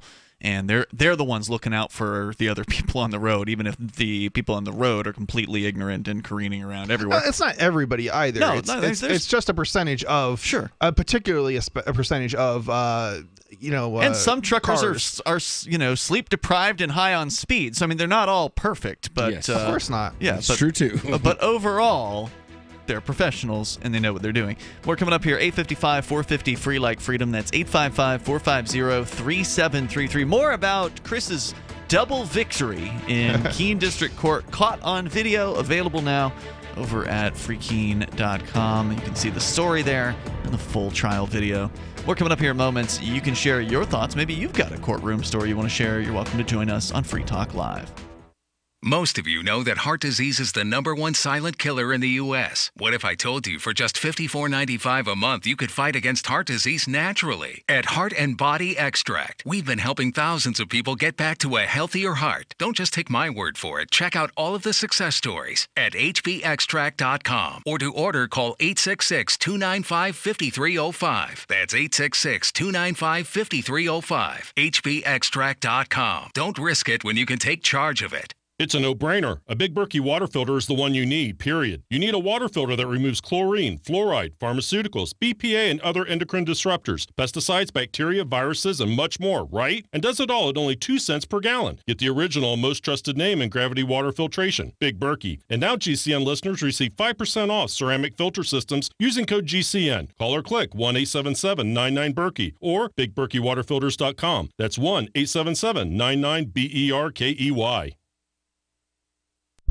On Free Talk Live, we're bringing people to the ideas of liberty every day.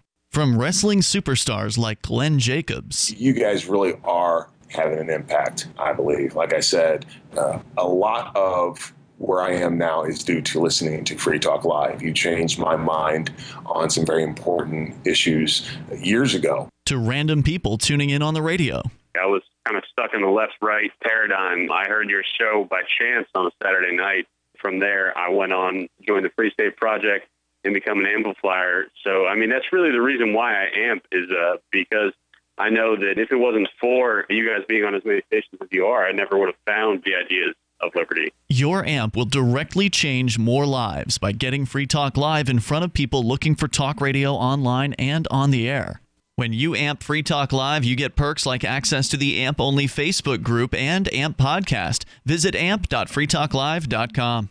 Hi, this is Mark Edge of Free Talk Live. Michael W. Dean's book, User's Manual for the Human Experience, changed my life. In a culture that attempts to turn you into a compliant victim, this book gives you implementable steps on everything from how to be aware of your environment, walking down the street, to business, to how to handle a toxic person in your life. If you're a human, you need to read this book at least once. Go to Amazon and get the Kindle version, or paperback, or an audiobook of A User's Manual for the Human Experience. There are lots of ways to listen to Free Talk Live. Our podcast has been around since podcasts began, and now the FTL feed is loaded with content besides our full show archives. Did you know that we make it easy for you to customize your podcast subscriptions? We have different feeds, one that includes only our full shows, one with just the Daily Digest, and one with just the Edgington Post. You decide what you listen to. It's quick and easy to customize your feeds at feeds.freetalklive.com. That's feeds.freetalklive.com. The Free State Project has reached its goal of 20,000 liberty lovers who've pledged to move to New Hampshire and get active to achieve liberty in our lifetime. Perhaps you're trying to figure out what part of New Hampshire should be your destination.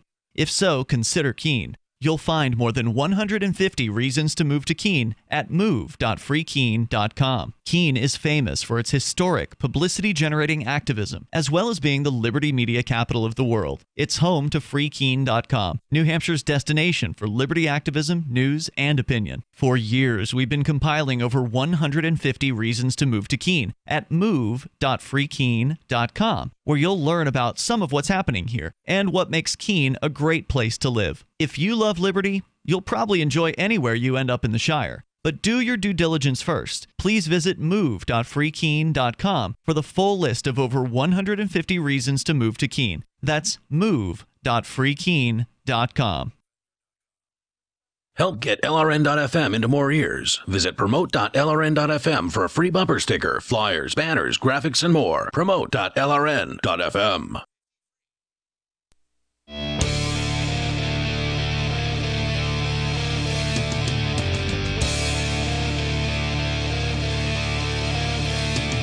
Free Talk Live. You can dial toll-free. Join us on the radio here. Our number is 855-450-FREE like freedom. That's 855-450-3733. Joining you in the studio tonight, it's Ian. Will. And Chris. And you can join us online. Head over to freetalklive.com. Enjoy the features on the site. We give them away to you. You can enjoy that, again, freetalklive.com. Lots of features, including archives and webcam, which, as we mentioned before, we do stream live over at Twitch. You can go to twitch.lrn.fm. That'll take you right to our Twitch channel. Sure would appreciate it if you hit the follow button, as well as if you have, let's say, Amazon Prime, you can do the Twitch subscription, because they give you a free subscription on Twitch every single month with Amazon Prime. But the catch is you have to resubscribe every month. And so a lot of people didn't realize that. So we had hit like as high as 45 subscribers at one point in the beginning, and now it's down to like 25 because, again, everybody just falls off after the month ends. So if you did that once for us and you don't mind doing it again, head on over to twitch.lrn.fm, and the instructions on how to, if you've never done it before, are just below our video. You can just read the area below that, and you'll find out how to do it. It's pretty simple. So once again, twitch.lrn.fm. As we continue here, you do need to know about Zencash if you're into cryptocurrency. And if you're not into cryptocurrency, then what are you waiting for? You ought to probably consider getting into cryptocurrency. We can talk more about crypto a little bit later tonight, but Zencash is one of the myriad of choices that are out there in the market besides Bitcoin. So what makes it special? Where first of all, they've got the philosophy correct. You've got voluntarists, people who love liberty, who've created Zencash. Secondly, they've got the technology down.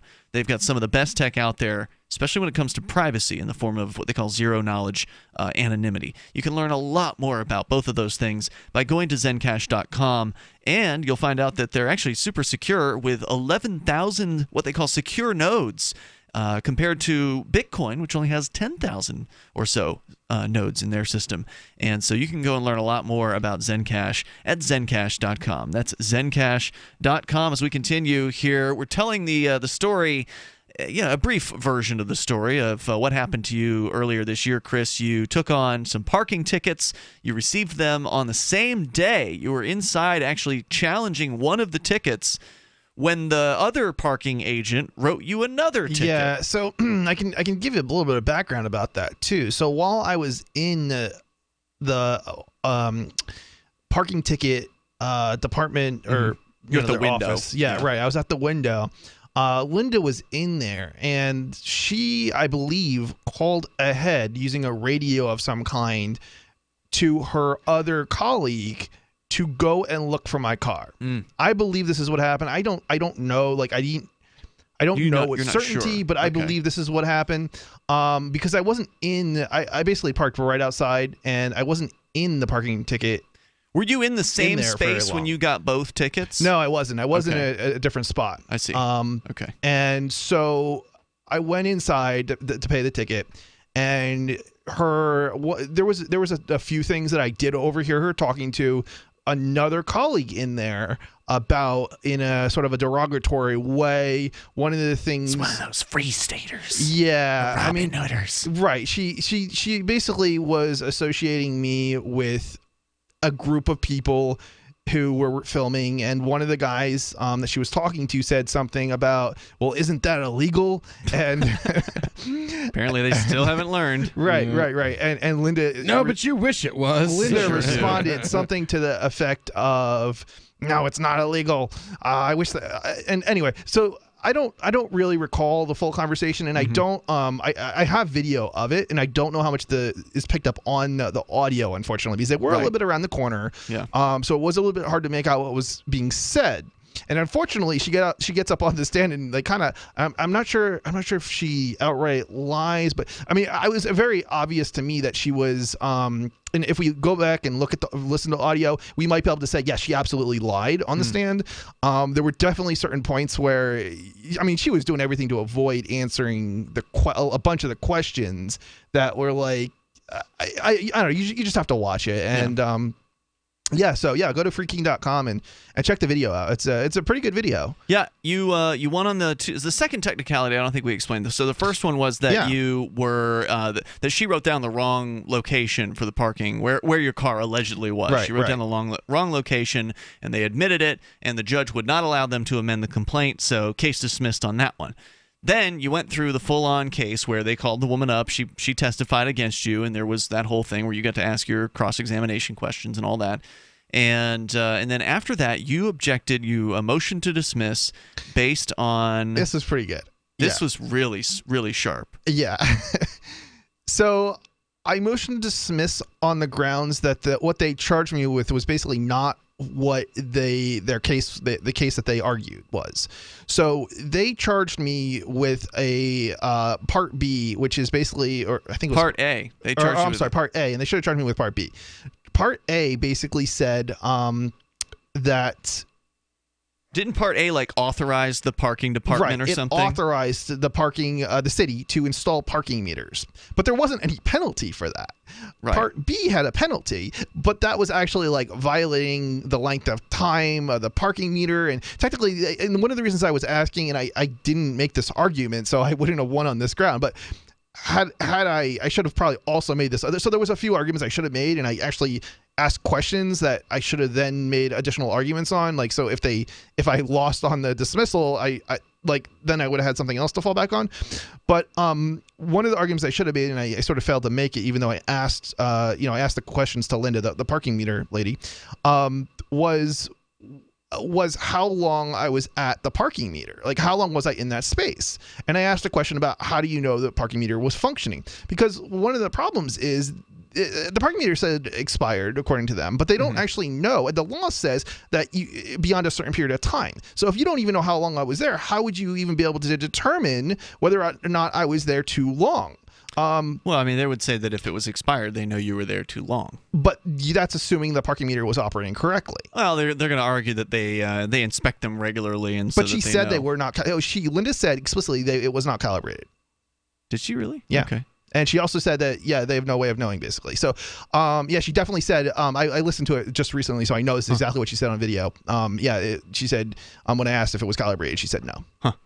So so basically, what you did was you motioned to dismiss because they wrote the wrong statute on there. They lazily or incompetently wrote down the wrong statute. The part they said you violated was the part that authorized the parking department itself, not the actual charging portion of the statute where there was an actual penalty for a violation, which so they should have put the letter B on instead of the letter A, and you got them. And so, and it's actually kind of funny in the video because if you listen to the video and you watch the video, I'm asking what is the state? You think this is, I'm sure the prosecutor was thinking, and maybe the judge too. I was trying to make some sort of argument of does the state philosophical question or something, and that they're just gonna they're not gonna let you do that, right? No. But that's not what I was asking. I was trying to evidence the fact that I'm not the city. I'm not the city of Keene. So I'm asking a question of what is the city of Keene, and it was very valid to my argument of this statute doesn't apply to me. But they didn't know that at the time.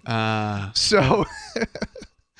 Anyway, so I had to kind of follow up with, well, why are you asking about the city of Keene, what the city of Keene is? Because otherwise they would have she wouldn't have allowed that line of questioning to go through. But I did get the question answered, and as a result of that, yeah, later it becomes obvious as to why, I asked that question. Right. So kudos to you. You got it done, and it's something that a lot of people would love to be able to do. But as we were talking about before, with the court costs the way they are in most states, you can't do this kind of activism. The court costs are set up specifically so to discourage. You will not fight back. So only the most wealthy could fight back. It's cheaper to pay us than it is to fight. It's entirely immoral because you're supposed to have a right to a trial. Correct. If you're accused of a crime, you should be able to take it to court. Welcome to Florida. So this is one of the things we can do here that other people in other states cannot do, which is to say to take little things like parking tickets to a full-on trial with witnesses and everything. And the other win here, like even if you'd lost both of those tickets, the other win is you actually prevented both of those parking agents from being out on the streets writing tickets. Absolutely. The entire time they were sitting there in court. They can't write tickets. We were there for many hours because they didn't take our case right away. We were there for at least 2 hours. More coming up. Free Talk Live. Imagine this is you. You're working late when you get an alert on your smartphone. Your motion-activated Blink security camera picked up something at home. You pop open the Blink app and see the silhouette of a man peering through your kitchen window. You dial 911 and the police roll. The job of a home security system is to help stop crime, which is why I chose Blink. Get 3 Blink cams for way less than the other guys, plus an extra 15% off. Visit blinkprotect.com/FTL. blinkprotect.com/FTL. The Bitcoin.com wallet is a simple and powerful, full-featured wallet that allows you to send and receive Bitcoin Cash and Bitcoin Core with anyone, anywhere in the world. It supports both single and multi-signature wallets and is available in multiple languages. The Bitcoin.com wallet is available on Windows, Linux, Mac, Android, and iOS devices. Learn more at wallet.bitcoin.com. Frustrated trying to get business capital? Want to take the slow process and rejection out of the equation? GCNloans.com removes the slow, irritating approval process. Instead, get quick, simple funding. Powered by David Allen Capital, 80% of our pre-qualified clients are approved in days. Pre-qualify at GCNloans.com and get your money this week. It's that easy. GCNloans.com. That's GCNloans.com. Looking for that edge during those intimate moments? We see many ads for enhancement, but the side effects include death. At GCN Team, we should change the Healthy Body, Brain, and Heart Pack to the Healthy Libido Pack. The brain and heart are not the only organs that require a healthy vascular system. For proper blood flow at the right moment, go to GCNteam.com or call 877-878-4203. That's 877-878-4203. That's 877-878-4203. This is Michael Dean from the Freedom Fiends. I've run websites since 1996 and have used over a dozen web hosts in that time. AgristHosting.com is the only one that hasn't broken my heart. Agrist Hosting's uptime and service is stellar, and their DDoS mitigation is the best I've seen. That's important because if you tell the truth in this world, you'll ruffle feathers. And some people will try dirty tricks to silence your voice. No matter what the haters hit us with, Agrist Hosting keeps our websites online. If you have a mission-critical commercial presence or a world-changing activism site, you cannot tolerate any skullduggery. So go with AgristHosting.com. Have a WordPress or blog site, but you're not satisfied with performance or uptime? Or just want raw hosting? Want to pay with Bitcoin? Agrist Hosting specializes in high-performance hosting with personalized service. Go to AgristHosting.com and click on the button that says Get Hosted. That's AgristHosting.com.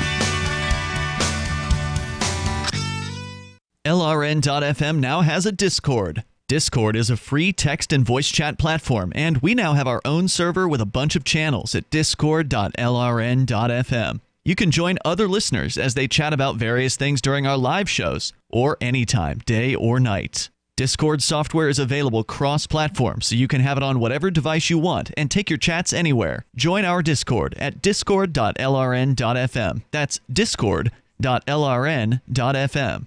Free speech is protected on the internet, right? Not always. Government agencies try to limit free speech and commerce on the net. Luckily, when they do, the Institute for Justice is there to defend your First Amendment right to free speech. IJ helped set the first federal precedent for internet free speech in 1999, and ever since has worked to prevent unconstitutional roadblocks in cyberspace. Visit our website today at ij.org. Some of our live shows are streamed in HD on Twitch. Please follow and share at twitch.lrn.fm. That's twitch.lrn.fm.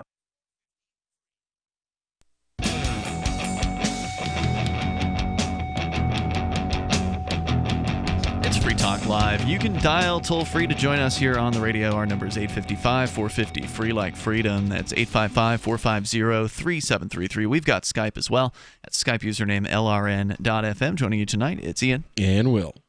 And Chris. And of course, you can bring up absolutely anything you want to discuss. Still to come here tonight, Chris, you've got a story about Utorrent, the BitTorrent or something like that. We'll get into what's going on with that. Yeah, it's about Utorrent, but the BitTorrent protocol, yeah. And but first, Will, I know you wanted to talk about this plastic straw story. It was a story that you didn't get to on Call to Freedom, and I heard this headline the other day. I'm like, that is a hilarious, so New York, so perfect. Empire State, 50th least free state. Great example of how bad things are really getting in New York City. Where's the story from? What's your source? This is reason.com. Okay. What's going on? This is good. Now New York is considering a plastic straw ban. On Wednesday. Wait a minute. Can they sell? Or can they give you metal straws? Is that a thing? Yeah, Yes, they have metal straws. are a thing. Yeah, really? They cost more, but yeah, They cost a lot of money. I mean, and they're not. I'm not really sure how you get them clean all the way through. They're reusable, like they're not throwaways. But it would be hilarious because, what's the objective of this law? We'll find out. Yeah. Wednesday, 3 Democrats on City Council: Raphael Espinal from Brooklyn, Helen Rosenthal of Manhattan, and Barry Grodenchik of Queens introduced a bill that would prohibit restaurants, bars, and other food service businesses from giving customers single-use plastic straws. Environment. Businesses would be fined $100 for the first violation, $200 for the second, and $400 for any after. Now, there per straw? There are medical exceptions that would allow restaurateurs to hand out those straws to anyone with a disability, including, oddly enough, people whose disabilities have absolutely nothing to do with how they drink their beverage. Okay. So they're going to have to ask you, do you have a disability? And then you have to say yes. And it's just going to be this situation. Here's the people, the or they'll people just that put a are sign up charging saying only for people who are disabled. Right. Right. The people that are charging it forward is actually kind of amusing to me. Espinal, along with John Cavelli of the Wildlife Conservation Society, and who cares what he thinks anyway? Adrian Grenier of HBO's Entourage. It's like a B-list actor. Right. Let's see which celebrity we can trot out here. Well, they're trying to justify the proposal in a co-written New York Daily News op-ed, arguing that plastic straws are an environmental menace that is easily replaceable. Well, let's. I don't disagree with that, but the problem is not. It's that you're trying to use force in order to accomplish your objective, and that's what's wrong with this. Well, look, I've seen the video of the turtle with the straw up its nose, and it's pretty intense. Like they got this turtle, and there's a straw up its nose, and they're like trying to take it out, and it's not easy to get this thing out. How does a straw get up a turtle's nose? That's the thing. That's the thing that they don't answer in the video is how did it get there in the first place? It sounds like somebody put a turtle, like it something does, for the purpose of the video. It sounds like somebody shoved a straw up its nose, because you can't just get a straw up your nose by sniffing at it, right? Like that's not going to happen. I understand, like, with the birds and things, and the old cans where they came in. Maybe they still do the I don't know what you call that. The six-pack, the plastic six-pack holder thing. Right, it's plastic, snip, right? Right, and if you don't snip it, the birds get caught. Dolphins die. So I get that, right? Like that I can say. But straws? Well, first of all, part of the problem is dumping waste in the ocean, right? Yes. Like if you straws in I totally understand how plastic is terribly bad for the environment. Like I get that, right? Yeah, but still, I know all kinds of restaurants that just dump their garbage straight into the ocean. Are you serious? No, you don't. Like here in the United States? Exactly. That's my point. Nobody knows of any restaurant that dumps their garbage in the ocean. No, so, it's governments that would be dumping in the ocean, right? You're probably right. I mean, who's dumping? Who's in charge of trash? Usually it's the government, so somebody's dumping it in the ocean. I mean, maybe some private companies are doing it. Honestly, I don't know. I've not looked into it. But That would seem to be the problem here. It's not the fact that straws exist in garbage, but the fact that garbage is dumped in Jersey, the ocean. It's really funny because my understanding the garbage can state, New Jersey. New York dumps their trash in New Jersey, but New Jersey dumps their trash out in the ocean. And they had to start dumping it further out because it was washing ashore. The problem is the numbers don't really, as usual, really give credence to the freak out. Yeah. Straws make up a pretty small portion of plastic waste overall. California, of course, they do a yearly coastal cleanup, and they find that about 4% of all beach debris collected are straws. In Vancouver, it's about 3%, and in the UK, it's about 2%. Now, add to that, the United States is responsible for less than 1% of total plastic debris that goes into the oceans, and you come out with interesting 5 straws. Just basically not enough straws that we should be outlawing whether or not a business can hand them out. It seems like, one of the problems I feel like we have is we have this problem of focusing on little issues when there's way bigger issues. Like, it just doesn't make sense, to spend your time and energy on these little ones that are so much more But if it just saves one turtle... a National Geographic, chemical engineer on National Geographic actually mentions that if you decide to recycle 100% of everything that was ever used in North America and in Europe, both, you still would not make a dent in the plastics released into the oceans. Really? If you want to do something about it, you have to go to countries like India and China that contribute 28% or more to the amount of plastics that go into the ocean. What are the population percentages of India? And was India it India is and very China? very populated. I don't imagine it's as much as China, but is it? So how a are lot you of going to people in drink a both of those milkshake places. without a straw? You could spoon it. I don't know. Then you're not really I said drinking to drink it, a though. milkshake. Yeah. I mean, how do you drink a slushie without a straw? Yeah, you can't do that. I don't know how it would work. How that do you well. drink a frappe without a straw?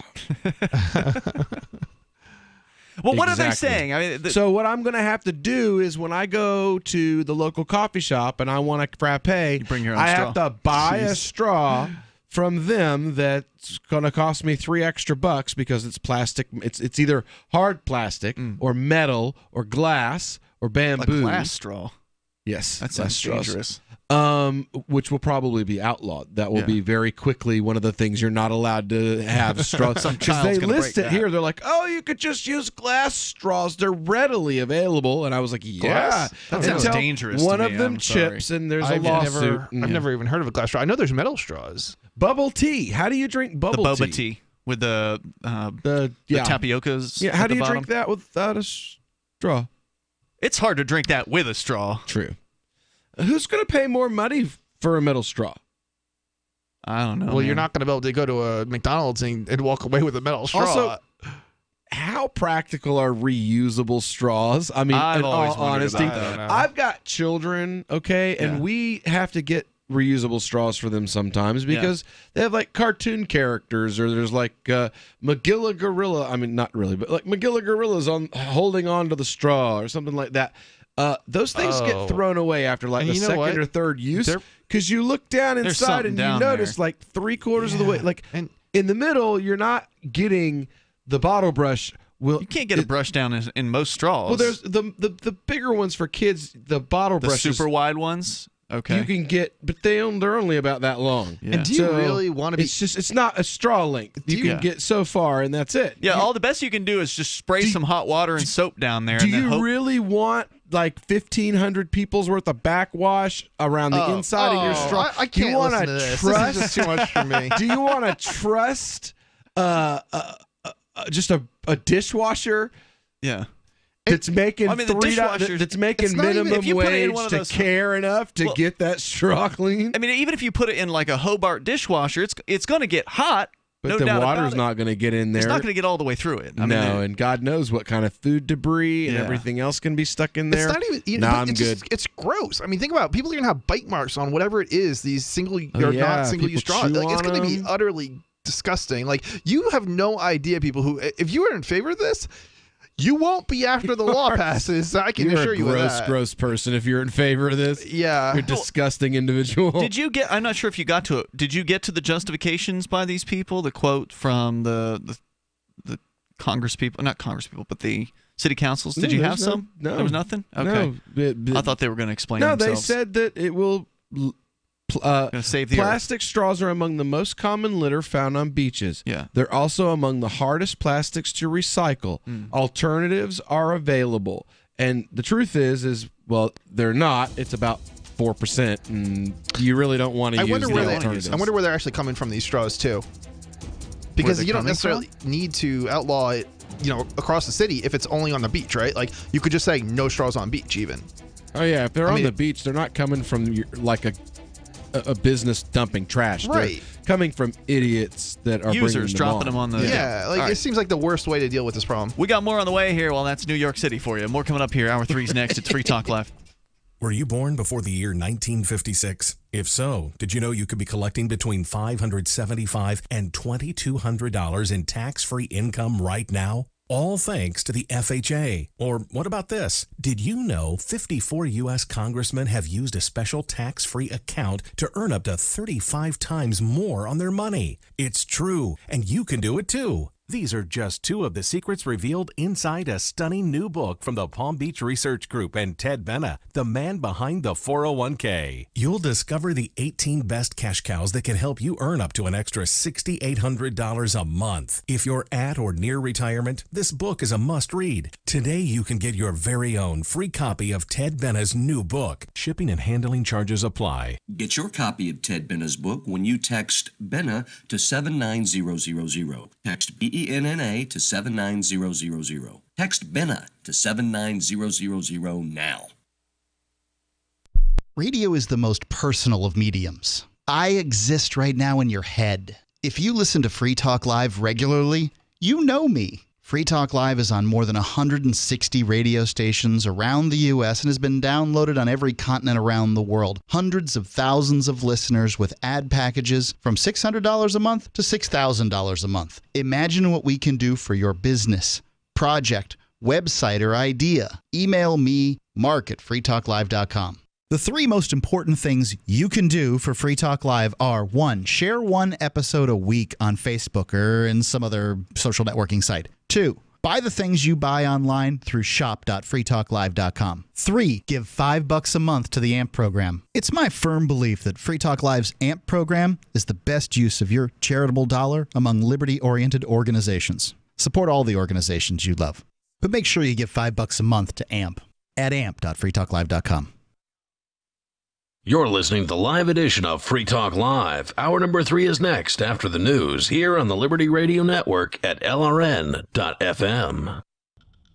Temporarily from Omaha, the gateway to the West, this is Darrell W. Perry, host of FPP Radio News for Friday, May 25th, 2018. Silver is trading at $16.61 per ounce. Gold is valued at $1,303 per ounce. Zencash is trading at $34, and the average price of Bitcoin is $7,620.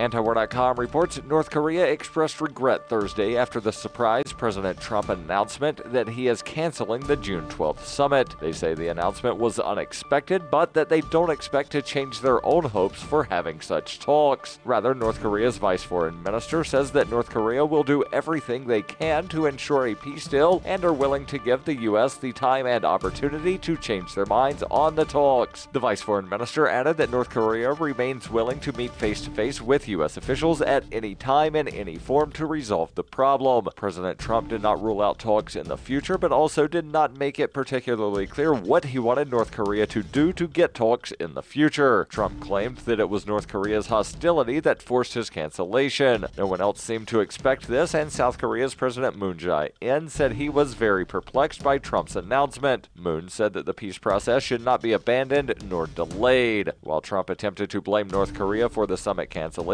North Korea is making it very clear that they still want the talks. This is also putting some pressure on Trump to make some effort to salvage the talks after withdrawing. For over 40 years, Roberts & Roberts Brokerage has been a trusted source for buying and selling precious metals like gold and silver. And as a Bitcoin-preferred business, Roberts & Roberts Brokerage has removed the minimum purchase amount for all orders paid in the digital currency. Call Roberts & Roberts Brokerage today for knowledgeable advice on buying and selling precious metals and a forward-thinking approach to new technologies. 800-874-9760 or visit online at rrbi.co. UPI reports a California jury delivered a $25.75 million verdict against Johnson & Johnson, ruling the company did not warn consumers about health risk related to asbestos in its baby powder. Joanne Anderson and Gary Anderson brought the case against the company after she developed pleural mesothelioma, a type of cancer caused by asbestos exposure. An attorney for the Andersons said instead of pulling the powder from the market or going with a safer alternative such as cornstarch, they engaged in a multi-decade campaign wherein they hid testing data from the FDA, altered reports to make them more favorable, and lied to consumers. This jury saw Johnson & Johnson documents that were never given to the public or the FDA. Joanne Anderson said she was an avid bowler and regularly used Johnson's baby powder on her hands and shoes for years and also used it to help with diaper rash when her children were younger. Experts estimated that she used the product more than 10,000 times in total. Jurors issued the verdict, including $21.75 million in compensatory damages and $4 million in punitive damages, and found Johnson & Johnson liable for 2/3 of the verdict amount and the entirety of the punitive amount. The remainder of the fault was spread among other companies named in the lawsuit related to exposure to asbestos that the Andersons experienced while watching her husband work on his car. You can support FPP Radio by joining the Fans program. Fans are friends, allies, and numerous supporters. Fans help FPP afford to produce more original content. You can join the Fans program for as little as $1 per month through Patreon and get perks like ad-free versions of FPP Radio News and Peace, Love, Liberty Radio. To learn more or to join the Fans program, visit fans.fppradio.com. That's fans.fppradio.com. Reuters reports President Donald Trump on Thursday issued a posthumous pardon to boxer Jack Johnson, the first African-American heavyweight champion who was imprisoned a century ago due to his relationship with a white woman. Trump said, "I believe Jack Johnson is a worthy person to receive a pardon to correct a wrong in our history." In a case that came to symbolize racial injustice, Johnson was arrested in 1912 for violating the Mann Act with Lucille Cameron, who later became his wife. The law was passed 2 years earlier and made it a crime to take a woman across state lines for immoral purposes. Jack Johnson died in 1946. In signing the pardon, President Trump cited tremendous racial tension during the time Johnson was champion. Trump said he really represented something that was both very beautiful and very terrible at the same time. Actor Sylvester Stallone, famous as the star of the Rocky boxing movie franchise, and former world heavyweight boxing champion Lennox Lewis flanked Trump for the pardon in the Oval Office. This has been FPP Radio News. Online at fppradio.com. Well, it's the end of an era and the beginning of a new one. Today, Pennington's black part of town moved across the river to North Pennington. The Thompson family sold their home on the east side and moved to the old Kirkland Place at 17 Mansfield Place, establishing the all-new black neighborhood.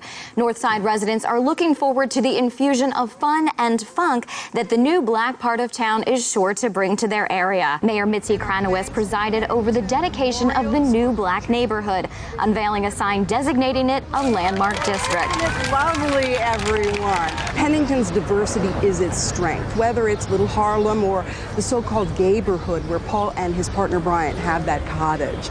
Sheriff Stevens today announced that the heavy round-the-clock patrols that helped make the old Thompson house one of the safest neighborhoods in town will move with them. This has nothing to do with the black part of town moving here. We just want to make sure that everyone here has a comfortable place to live. This is the Onion News Network.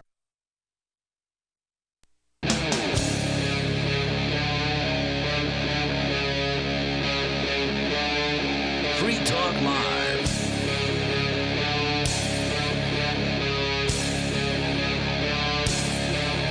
This is Free Talk Live, and we're launching into the third hour of the program. As always, you're invited to join us here at the toll-free number, is 855-450 free like freedom. That's 855-450-3733. The Skype username is LRN.FM. And we've got Discord, the on-air call-in line room there available to you over at discord.lrn.fm. Joining you in the studio tonight, it's Ian. Will. And Chris. So, Chris, you are somebody who is keeping abreast frequently in the world of technology and specifically privacy. Yeah, every day. ThinkPenguin.com is your website. That's where you've got some privacy-centric Linux-based hardware that people can buy, laptops, desktops, laptops, routers. Desktops, accessories, all sorts of accessories. I got a router from you guys this week, as a matter of fact. You did, actually, and you said some pretty nice things about it in private. It was a nice-looking router. It was affordable, and it worked well. It did what I needed it to do. Yeah. And I got delivery. You did. we don't. Just to be clear, for anybody who's interested, we don't do delivery. Not even you locally. Live in Keene. If you know me, like personally, yeah, maybe. I paid extra for delivery. Yeah, and you did pay extra for delivery. But I mean, we're talking about like a 2-minute drive down the road. Not. Yeah. No. Normally we don't do. We don't let people pick up because we're just not. We're not set up for that. But you guys did have a pizza party at your house this week too for Bitcoin Pizza Day, we did. which was pretty cool of you. So thanks for hosting that second year in the row. But that's not what we're talking about. ThinkPenguin.com. It's a great website. What news did you bring in tonight to share with us? So I brought in what I just thought was hilarious. Now the subject matter is not hilarious so much as the stupidity of government workers, basically. Oh boy, yeah, of course. And understanding technology. So the title is. So let me start off. This article comes from Torrent Frank, and the title of the article is "New Mexico Attorney General wants Utorrent to report child exploiting users." Okay. For anybody who understands or uses computers and understands technology, torrents are basically a decentralized means of distributing files. So it's not like a hosted platform, like a cloud hosting. It's not like Amazon hosts your files or anything like that. Utorrent doesn't know what the content is that its users are distributing in the first place. Utorrent is a program. It's a client that users use to download torrents. And when they're downloading a torrent, they're getting a single file from a variety of different sources simultaneously. Other users, basically. Right. Yeah. You're not. When you download a torrent with uTorrent, you're not downloading the torrent from uTorrent. You're not getting the content from uTorrent. No, they would be raided if that were the case, because some of the torrent content is illegal, meaning like movie or Hollywood movie or files or whatever. Sure. Software. Not always though. Like for instance, we've got torrents of Derek J's Victimless Crime Spree. That's completely legal to download. Most torrents are not illegal, I would say. Is that true? Most of them? Yeah. How do you figure that out? Well, I mean, look, most of them are copyright infringing. There might be a civil thing, but that's not criminal. Not criminal is what you're saying. I guess what I'm saying. Yeah, I might be phrasing it a little bit wrong. But there's also a lot of content out there that's just like gaming content, for example, updates distributed using torrents. There's all sorts of content out there. It's faster generally in a lot of cases. If there are enough seeds, as they call them. These are people with the complete file that are seeding the file. Even Microsoft Windows is updated via not torrents, but a clone type of technology. Yeah, like a peer-to-peer based system. Yeah. So I mean, it's just so hilarious to hear an AG wanting. And what that does is it takes burden off of the centralized servers. It takes the burden off of them and it distributes it amongst all of the users. And so things can actually go faster if there are enough users that are providing. Basically, what this Attorney General is asking is Microsoft to record everything that you do on your computer so that they can find potentially child exploiting users. And that actually is a real thing, by the way. There is Microsoft actually in the 90s actually advertised and promoted in an article that they were doing something called hashing on files. And then this was related to their server product lineup. So where do you think people who are, that want to, hide from the government are going to go? They're just going to go to the alternatives. Apache. Apache is a program to distribute files. Okay. But Apache doesn't report. It's open source. It's free software. Yeah. It doesn't report what you're doing back to the government. Right. It's searching basically what was going on is they're literally they're doing hashing of all the files on the computer or on the server in this case. And then if it matched a hash, that has been identified of some naughty file, some child porn thing, then it would report that back to the government. And this was in the 90s. This was in the 90s. Saying. Wow. Yeah. So what are they asking for now? I don't want to hear a little more from the story here. Yeah. So in recent years, BitTorrent has been regularly linked to online piracy. BitTorrent Incorporated, founded by the protocol inventor Bram Cohen, has tried to shake this image, pointing out that many legal implementations and uses of the protocol. However, it's hard to ignore that its flagship software, Utorrent, is regularly used as a pirate tool. Sure. This has previously prompted copyright holders to demand action from BitTorrent Incorporated without result. But this week, more serious concerns about BitTorrent usage have been brought to the forefront. All right, that's a little bit hard to read here. Now, Mexico Attorney General Hecto... New Mexico or Mexico? New Mexico. Attorney General Hecto... I'm sorry, guys. My paper is kind of crinkly here that I'm reading from. Blade something has launched an investigation into the links between BitTorrent usage and child exploitation. As part of this effort, he's demanding cooperation from BitTorrent Incorporated, which has made it clear in a letter to the CEO, Raul Choi. So now, BitTorrent Incorporated isn't the same thing as Utorrent, right? Utorrent is a client. BitTorrent Incorporated owns and develops Utorrent. Do they? Okay, but there's all sorts of other clients out there. Right. Even if Utorrent were to somehow start recording everything that was, going on, it wouldn't help because people just wouldn't use Utorrent. But the funnier thing about this is the government can already run a torrent and connect to torrents and find out who's using it and get search warrants. They don't need BitTorrent Incorporated's help to do their this. dirty work. Right. Because the way the torrents work, again, is you're connecting, you download a torrent. A lot of people go to these sites like Pirate Bay, for instance, where there's, all manner of movies and music and things like that. Probably most of them not legal to download. But Derek J's Victimless Crime Spree is there, and that's legal. But if people go there, they download a torrent file. It's .torrent. So, you used to like .mp3, whatever. This is .torrent. And it's a very small file that basically has like servers listed in it. And that connects you when you open that file with Utorrent or one of these other programs, it connects you to those servers, and those servers identify everybody else that's on that file, that is offering that file and or downloading that file. And so you have you can open your torrent program and there's a list of IP addresses that's in there showing you where it's all coming from. Exactly. So, I mean, the whole thing is just like, what are they thinking? Like, they don't want to do the work. They don't want to do the work. They just want to have some company do it for them. I guess, but it doesn't even work because if you have to understand that even if they start logging like every torrent that gets opened and sending that to the government, right?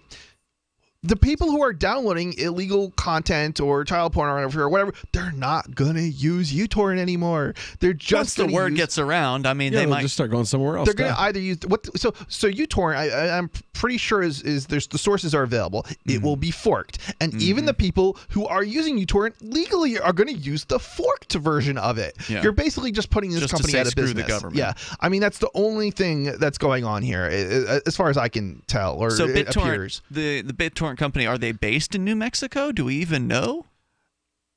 You know what? Let's keep reading and find out. Okay. Protecting New Mexico's children from horrific sexual violence and exploitation is, and this is the other thing here is I find just kind of like ridiculous. Yeah. Images are basically evidence of a crime. Right. It's not the crime itself. Correct. It doesn't matter how many people view that imagery. It doesn't cause a child to suffer more. They don't even argument, know. I agree with you there, but the argument from their side is, well, if more people are viewing it, then that's more demand, and so that will mean that more will be produced. Yeah, I never understood that argument. There's more coming up here. It seems ridiculous to me. The toll-free number, if you want to join us, 855-450-FREE like freedom. That's 855-450-3733.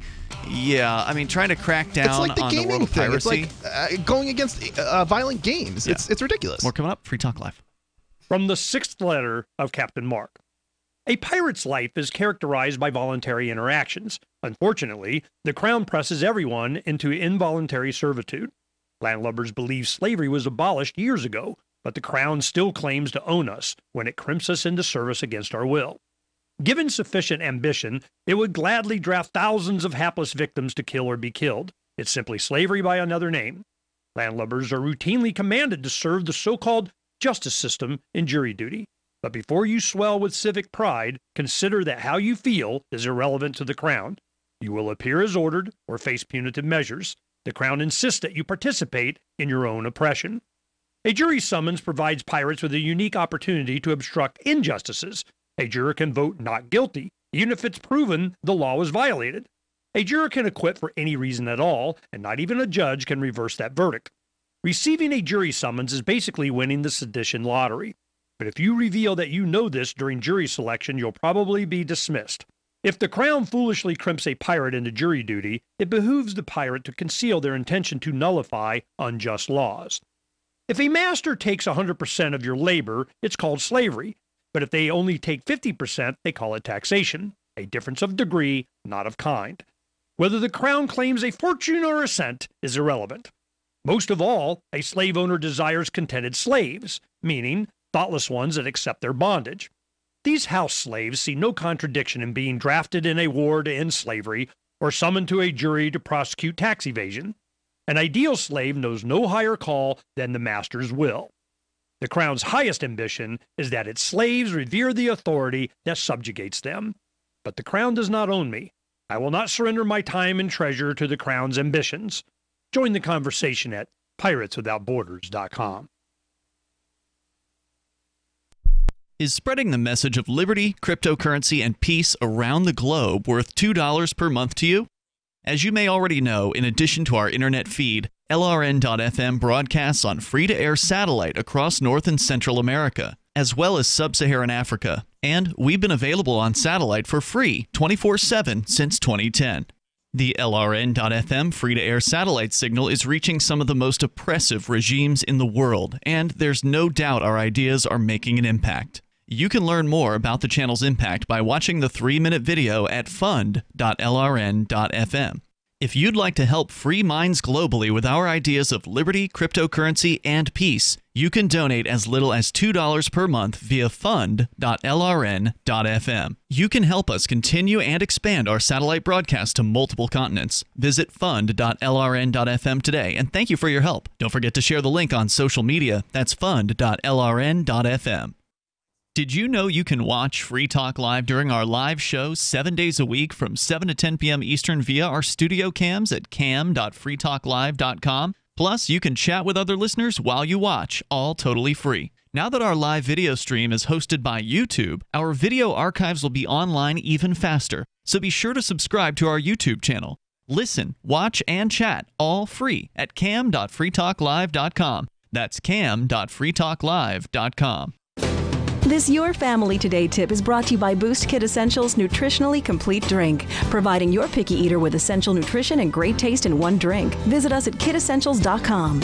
To make sure your kids eat healthy, follow the 5-a-day plan. Serve 3 servings of vegetables and 2 servings of fruit daily. Remember, a serving could just mean a piece of fruit or a half cup of veggies. If your kids are picky eaters, ask a nutritionist about other sources. For more tips like these, visit us at parenthood.com/yourfamilytoday. Love what we do? Please help support our international satellite channels at patreon.lrn.fm. That's patreon.lrn.fm.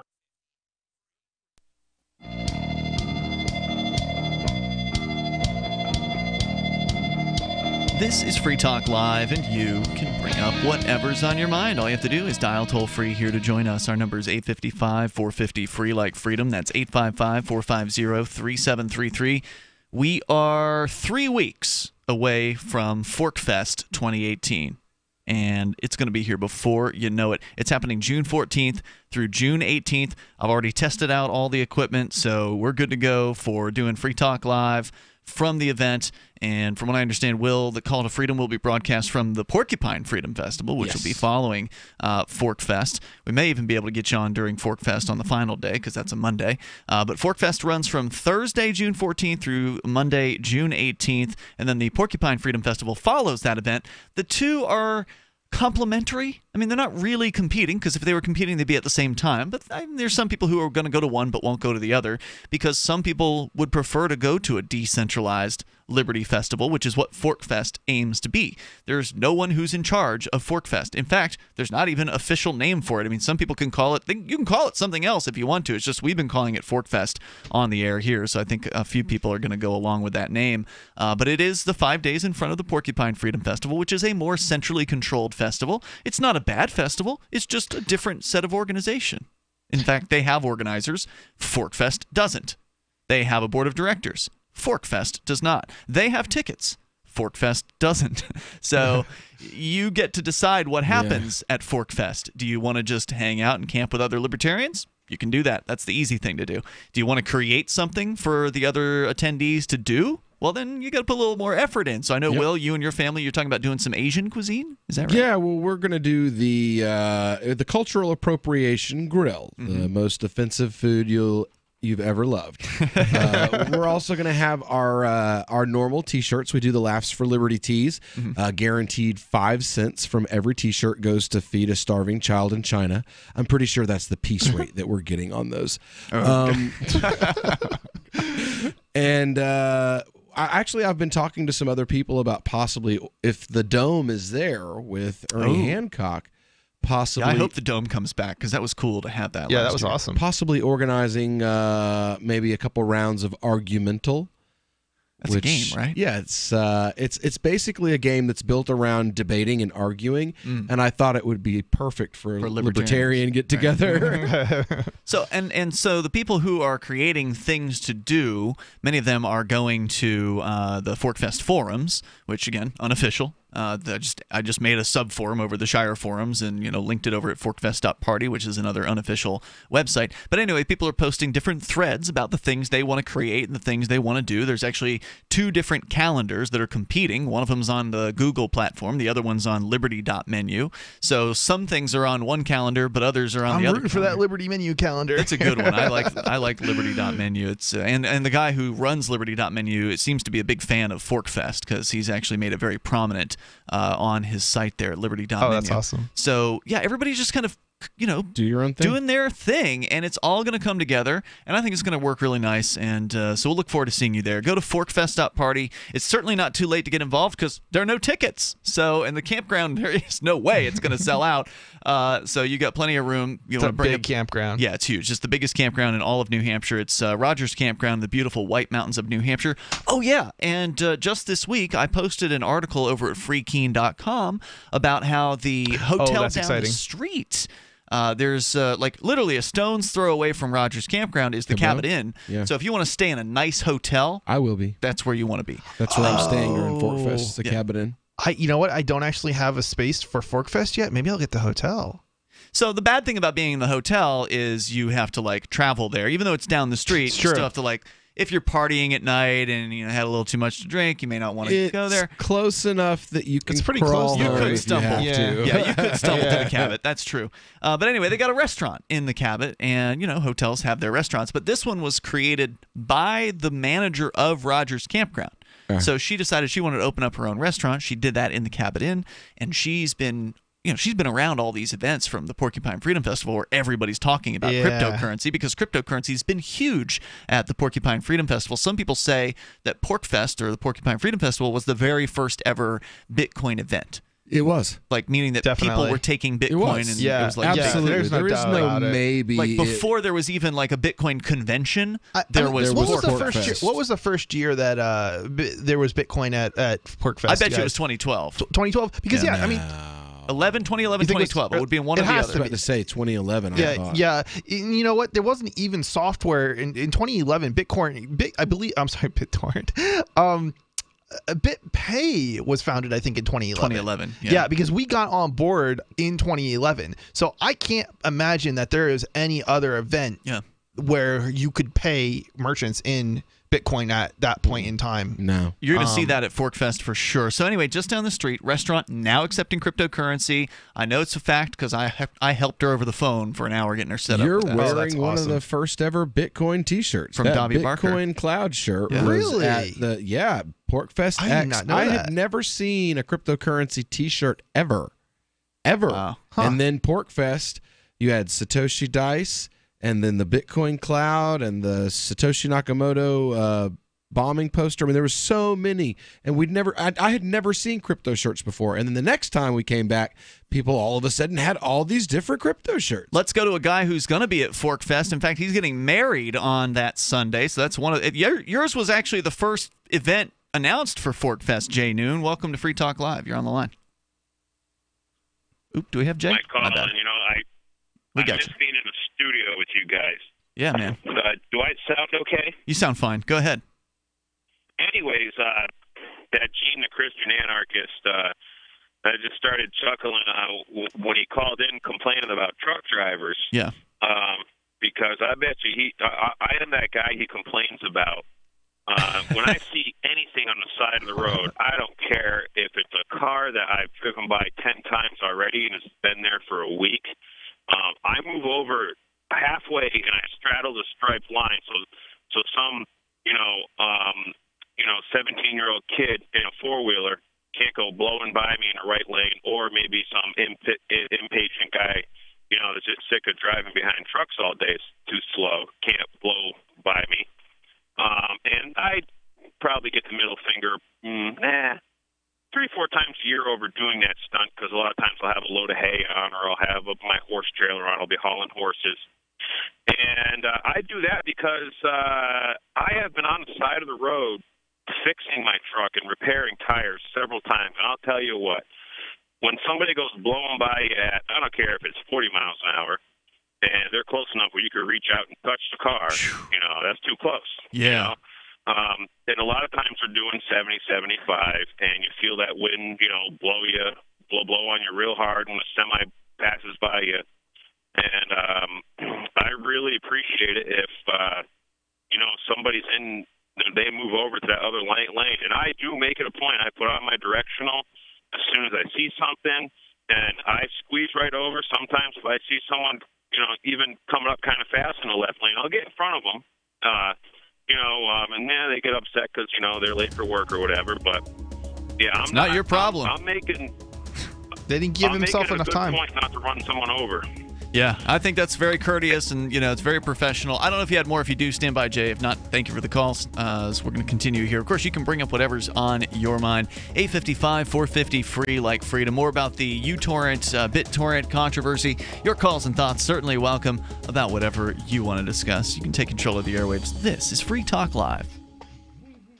Hunters, anglers, campers, and survivalists. Get back to nature. Expand your horizons with the highest quality, most versatile, unique slingshots and sling bows on the market at slingbow.com. Slingbow products are compact and models start from just $17.98. They're perfect for your bug-out bag or storing in your vehicle. Give yourself and your loved ones the excitement and tradition of slingbow, a new frontier in archery and truly modern twist on this primitive survival tool. Feel the thrill only at slingbow.com. Water is the single most important thing your body needs, so you want to be sure it's the best for you and your family. Since 2005, thousands have depended on Berkey purified water. The Berkey Guy provides the lowest priced filtration systems in every size. For incredibly delicious water now and in an emergency, get to goberkey.com or call 877-886-3653. 877-886-3653. goberkey.com. A new medical study on the effects of marijuana use confirms that everyone knows you're high and that you'll never stop feeling like this. Everyone can smell the marijuana on your breath and on your clothes. Everyone is laughing at you. Additionally, the in-depth report reveals that despite trying to act cool, you're definitely laughing too much and everyone is messing with you. Your parents know you're high. Your friends know you're high. Strangers on the street know you're high. If you're young and you smoke marijuana, you will probably never be able to find a job. And if you're an adult, you will most likely be fired. If you hear a noise, that's probably the police, and you're probably going to jail. While previous studies suggested that it's all good and that we're all made of the same stuff that makes stars, new research indicates that your brain got broken and you shouldn't have done this. Doctors say the study raises important questions such as, what if that wasn't just marijuana, and how are you going to get home? This is the Onion News Network. What do you shop for that you could otherwise buy at Amazon? Pretty much everything, right? Amazon has competitive pricing and they deliver, and that's a big plus. If you could plan ahead in your shopping, would you be interested in saving up to 33%? There's a catch. You have to do your shopping in Bitcoin. But imagine those savings. It's like a huge raise. All you have to do is go to saveitpurse.com. We've saved thousands, and you can too. Plan ahead and save. Saveitpurse.com. Did you know we've taken our LRN.FM telephone listen line to a new level with the LRN.FM audio on demand line? Now you can call 712-770-8447 anytime and listen to LRN.FM's live feed. And you can listen to a bunch of our original shows on demand. Long distance fees may apply. Just dial 712-770-8447 and choose from the menu. 712-770-8447. Since time began, tyrants have taken aim at personal liberties. Now there's a movie that aims back. The government has no more right to tell us what to put in our bodies than they have to take our guns or tell us what books we can read. 6 drug police were eaten by bears while raiding a marijuana farm. On your knees, you dirty hippie! Jesus. On your knees! What's the problem, officer? Today, many cops who enforce pot laws do so only because it provides them with cushy jobs, good benefits, and a chance to push people around. I was an undercover narcotics officer. The drug war is nothing but a farce. The Second Amendment says you gotta keep you and your gat intact. Guns and Weed, The Road to Freedom. A film by Michael W. Dean and Nima Vadadi. DVD available now at gunsandweed.com or on Amazon. That's gunsandweed.com. Makes the perfect gift. Remember, that's gunsandweed.com. This is the Liberty Radio Network, broadcasting the latest liberty-oriented audio content 24 hours a day at LRN.FM.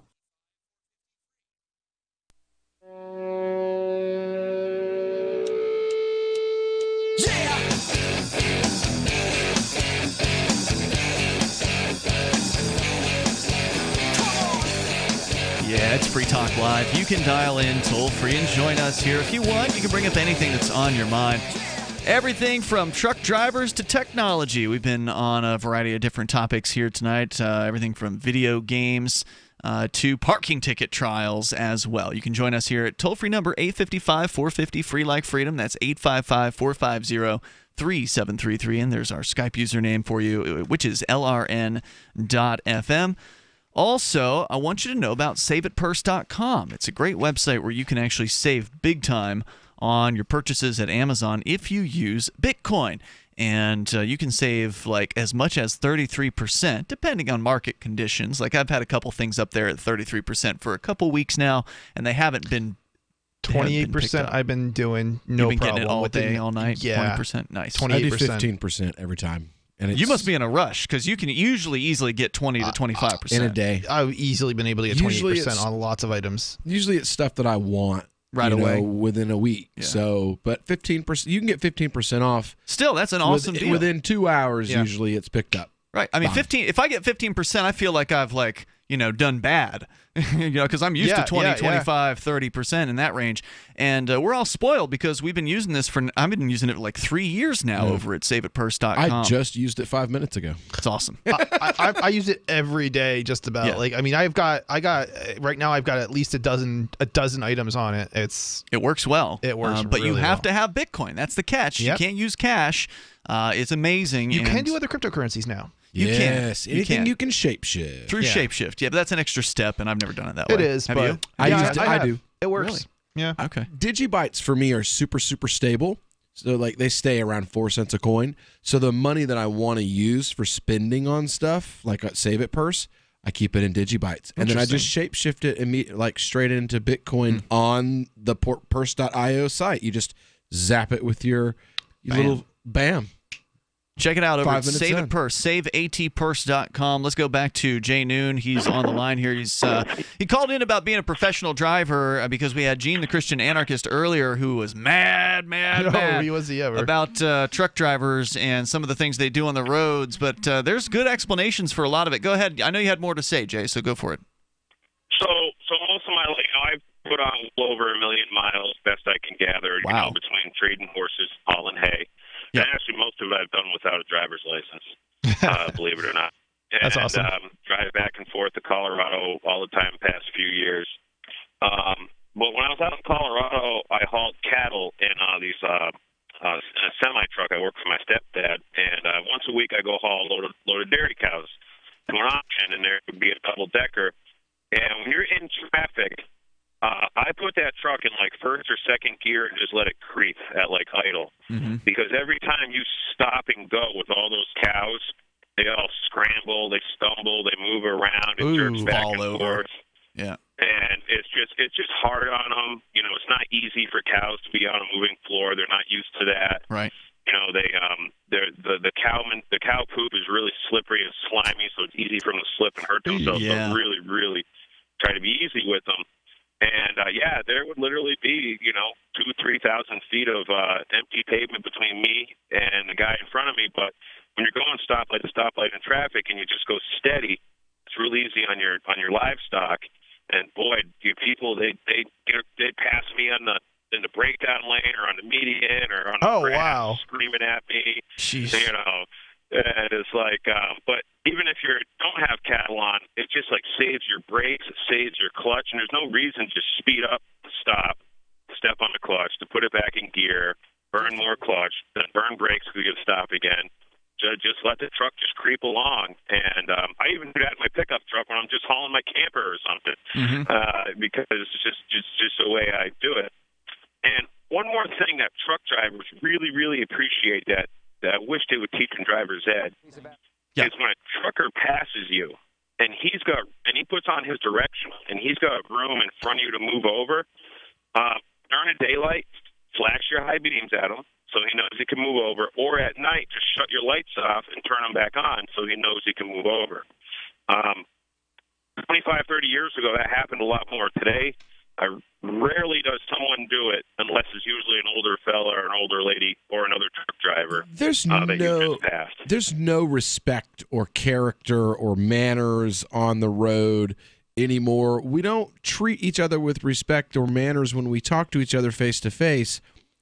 Of course, when we're wielding 2,000-pound death machines, we aren't going to do it then because that's completely impersonal. You don't know the guy in the car next to you. Why would you treat him with the respect that you would want to be treated with? You know what's interesting? Because he's a human. But we've lost that in this culture. You know, it's interesting. It's interesting how we talk about how like terrible everything is now with respect and stuff. But if you ever look at like how things were, back in like the 1930s to the 1950s, like before driver's licenses and all this, like. People were absolutely really crazy. Like it's nothing compared to what it was. I'm sure it was probably better. It probably got better as time progressed, and it's gotten worse more recently. But I don't know. It seems like there's a variable level depending on what time period we're talking about. Jay, you moving stuff around in the truck there?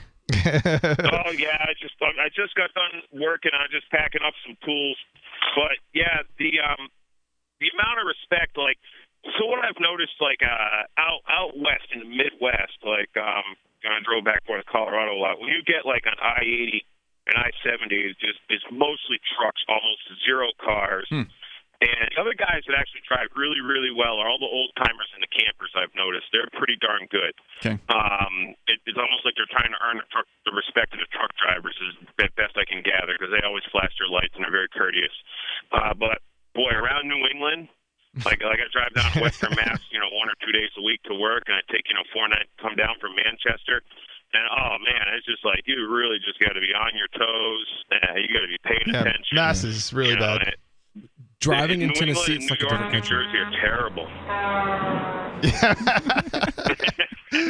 That's good.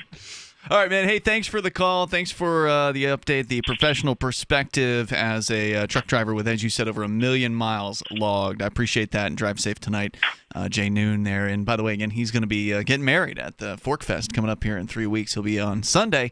That'll be one of the things you can do is go and watch that happen if you want. All right, so we're going to continue here. Sarah is on the line in New Mexico. Sarah, you're on Free Talk Live. Go ahead. Yes, I got the vote out today, and I got one lady to go and vote today with her dog. That is illegal, having a dog go to vote. Well, no, but I think she went her. I think they allowed her. I was amazed. Oh, so you're not saying the dog voted. You're saying the lady brought a dog with her into the voting location. Right, because I was at the Union, the campus, and they had at the Student Union building on the 3rd floor, they actually had an early voting place. So I told her about it, and she was walking her dog, and they let her up. I was quite shocked because the dogs could make a mess, right? So and then Well, I saw it her could. again. I mean, usually it's a bad owner if the dog is going to make a mess inside a building. That means the owner has not bothered to take the dog to an area in which it can go to the bathroom before it goes into the building. If your dog empties its bladder before it goes in, it's very unlikely to go ahead and do so inside. So I met her when she was done voting, and then she thanked me for doing it. And I said, that's why I'm doing it. And I thanked her. I said, for every one of us that vote, there's like 3,000 to 5,000 people that don't want to vote or don't care to vote. Now, is this a municipal election? Is that what you were voting in? No, it's the primary. We're just picking people, the best person to run for November, the congressional, the So for state election. elections, okay, gotcha. Okay, well, congratulations to you. So, I mean, you think voting's really, really important. Well, yeah, they decided which one of the slave owners they'll be able to choose between when they vote in November. Thanks for the call tonight, Sarah. The toll-free number here, 855-450, free like freedom. We got moments remaining, but there's enough time for you if you want to join us here on the radio. 855-450-3733. This is Free Talk Live. Plus, you can Skype in at Skype username LRN.FM.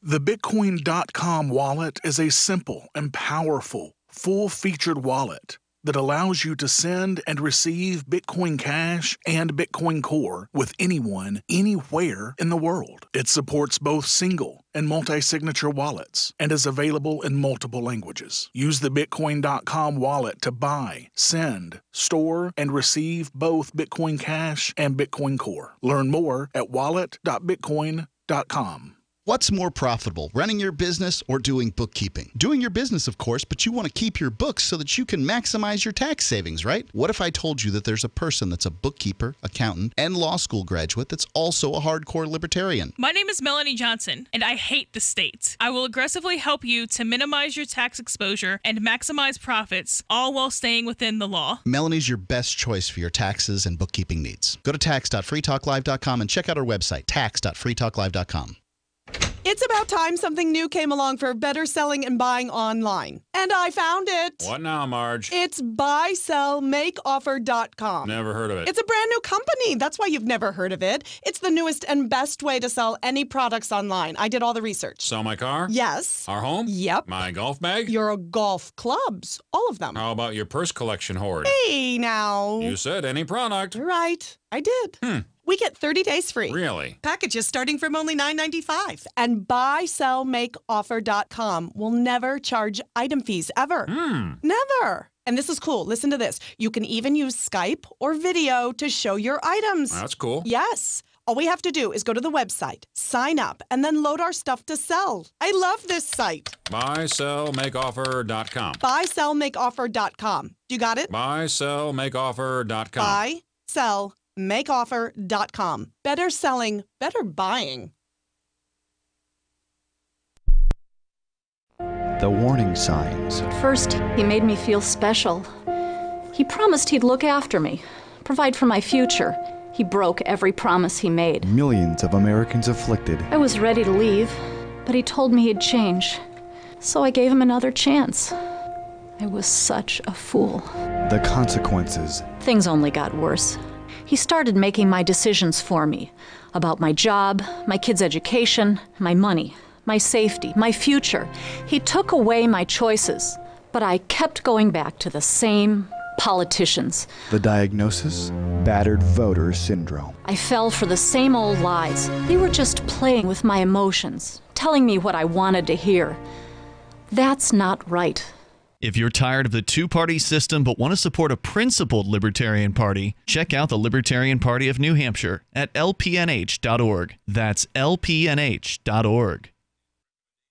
If you want to know the latest about Free Talk Live before we go on the air, all you need to decide is how you want it delivered. It's your choice. Visit news.freetalklive.com. You can get emailed announcements and participate in contests via our email updates list. Plus, we have a Twitter account that you can follow and a Facebook page where you can become a fan. So visit news.freetalklive.com to get news about Free Talk Live as soon as it's announced and the way you want it delivered at news.freetalklive.com. That's news.freetalklive.com. Looking for a great real estate investment? Consider New Hampshire, which is ground zero for the Liberty Movement. Your first call should be to Mark Worden from Porcupine Real Estate. He's more than just a real estate agent. He's your New Hampshire concierge. Where are the best places to live? Do you want farm, city, the burbs, or forest? Do you want a duplex or multifamily building so that renters pay your mortgage? There are homes in all price ranges in New Hampshire, and Mark can help with financing too. Invest in Liberty and property. Mark Worden can help. PorcupineRealEstate.com. You can sign up to receive the latest about the Liberty Radio Network via our email updates at updates.lrn.fm. That's updates.lrn.fm. Free Talk Live. You can dial toll-free. Join us right here in the remaining moments. We have enough time for you. If you dial in now, our number is 855-450-FREE like freedom. Joining you in the studio tonight, it's Ian. Will. And Chris. And don't forget to check out more of Will on The Call to Freedom. It is the weekday show in the afternoon drive portion of LRN.FM, Eastern Time from 4 until 7 o'clock. Yep. That's Monday through Friday. When you're not being operated on, you got your tooth pulled this week. Yeah, they had to hammer I have a big mouth, but not yes, you big, do. but not big enough for all the teeth that are in it, evidently. Yes, so, you had a little operation. Had to have wisdom tooth removed this week, and it was fun. It included hammers and a pry bar, and it was, they broke it. My face still feels like I got roundhouse kicked in the jaw the other day. But yet you're here, and you're right. doing your show, and you're doing Free Talk Live tonight, so thanks for sitting in with us. You can check out hydrocodone's help. Website, is it The Call to Freedom? Call to Freedom Live. Live.com. That's freedomlive.com. Call to freedomlive.com. Check him out there. And, of course, over at LRN.FM during the week. Let's go to your calls, your thoughts here. We got John. He's in Philadelphia listening online. Go ahead, John. I was just calling in. I listen to you guys, both shows, actually, most of the week. And one reoccurring, thank you guys for putting it out there, very informative. But the one thing I keep noticing is all the anti-voting stuff, and I'm just a little bit confused if I understand that, especially amongst anarchists, we're supposed to be totally anti-system, but... Well, I'm not an anarchist. I'm a voluntarist. Right, I believe all human interaction should be consensual, and I vote. Is there anybody here who doesn't vote? Will doesn't vote. Oh, Will doesn't vote. Okay. Right. Well, he definitely was saying, they got to pick the other slave owner. Well, how are we supposed to get him out of the way? I think it'd be great if, you know what I mean, for a 4-year span, if everybody that was... I don't think I should say on the air how we can get them out of the way.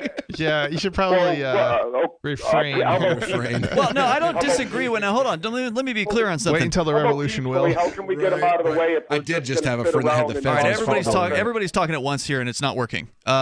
Look, so I thought it was funny what Will said because he's accurate. I mean, that's ultimately what most voting is voting for the master, is voting for the top mafia don who's going to run this criminal gang known as the government. In most places, it ain't even worth doing because they're all a bunch of scumbags. But there are some occasions when, there is actually somebody worth voting for. Chris, your partner, Bob, actually ran for mayor here in the city of Keene. He did pretty well, too, for a first-time For a first-time newbie to town, he actually did pretty well. I'm anti-voting, but I was a runner-up in the Libertarian Party's vice presidential nomination in 2016. So if you've actually got somebody worth voting for who could, in theory, have some sort of positive effect for freedom on the system, I say go out and do it. But if it's just some Republican scum versus Democrat scum, then whatever. And isn't it kind of true that if you're somewhere else, it probably is not worth probably voting. A waste of time. But if you're here in New Hampshire, you actually have an impact. Yeah, I would think that's true. But go ahead, John. Well, thanks for taking my call. I guess. Have a good night, guys. Oh, okay. If you wanted to say more, you could. Thanks for the call. I will say that this thing that just happened in Florida does make me feel a little more hopeful. What happened? With the the overturning of the ban on smokable medical marijuana, because by a court in Florida as unconstitutional. When Florida's medical marijuana law was passed by a voter referendum, it was added as a constitutional amendment through voter referendum, the very first thing the legislators did was start gutting the bill and taking all of the provisions out of it that actually offered protection to medical marijuana patients. And the one that they were finally left with was no smokable marijuana. Mm-hmm. And I admit, I mocked a lot of my friends that were involved in it. Like, well, it's okay, just vote harder next time. And when you win again, and the legislature guts your bill, you can just vote harder again. And eventually you'll vote hard enough that you'll get to sidestep the legislator. And I was wrong. And I'm happy when I'm wrong about stuff like that. Sure. The courts did their job for once and actually stood up for patients and sick people and said, you know what? We know the legislature likes to get lots of money from the Police Benevolence Association, the Sheriff's To be Benevolence clear, these are the same courts who for years put people behind, prison bars for possession of marijuana, but now including people in wheelchairs. But now there's been a constitutional amendment that was passed through a voter referendum. It received the necessary amount for it to be. And so with that in mind, this court ruled in the right. That's right. And the legislature is still against it. Of course they are. But it's conservative. Finally, voting for a referendum like this has had a good result that actually was able to stick and be upheld by a court. Unfortunately, they vote on a bunch of other referendums that are a bunch of crap. Florida, when I was living there, we would joke because every referendum they'd put on the ballot would pass by 70%. They actually passed a law in 2010 to stop that from happening, and it prevented medical marijuana from passing by 1%. It would have passed had that law not been in effect. Really? But in 2010, they changed the law and upped the necessary amount of votes. Wow. Because of there was a bill about pig farms, and like pigs had to be so far away from each other in each farm, which basically meant like all pig farms would have to have 10-foot by 10-foot cages for each individual pig. So they go out of business. Oh, wow. Yeah, exactly. So, and they noticed that it was out of state groups that were getting this stuff on the ballot, and that was when people were like, whoa. So out-of-state people are getting stuff on the ballot, and the idiots in our state are voting for it. Every one of them. And now we're stuck with all these regulations that are putting businesses under. It was like they one of the more first when we first started doing this show in 2002. It was like the next day after we started doing Free Talk Live was all the controversy over smoking ban. So Florida put their smoking ban into effect by 70%. And then there was this bullet train idea that they had a few years later to like connect Tampa to Orlando with a bullet train. It's still not built. And that went, no. What happened was it went past 70%, and then somebody put it on the ballot to remove the bullet train. So they passed it. And then there was like all this news about how much of a boondoggle it was and like how expensive it was. And so somebody got another ballot measure on saying, let's undo it. 70% voted for that. So it's just like whatever's on the ballot. It's like these oldsters in Florida just go, okay, let's do this too. New regulations? Sounds like a good idea. Keep them old people out of my yard. This is an issue with democracy. Like I don't know if there's any form of democracy that works, but I'm not necessarily sure there's another form of government that also works either. So it's like... Well, yeah, we have to move beyond the idea of the state. I mean, that's something that humanity has to do if we ever want to get to whatever the next level of, the next plateau of mankind is going to be, is to let go of the idea that it's okay to use, the threat of force to achieve your goals in life. Who on earth came up with the idea that it's a good idea or that it's a moral thing to send what could possibly be a murder squad to your neighbor's house because you're not happy that the flowers in their yard are too tall? And literally that happens. If you send a police officer to someone's house, you are initiating what could possibly end in a murder. Because it happens in Florida all the time. Somebody in Orlando, there was a family in Orlando we reported on here who were being threatened by the city because they were growing a garden in their front yard. I just reported on them as well.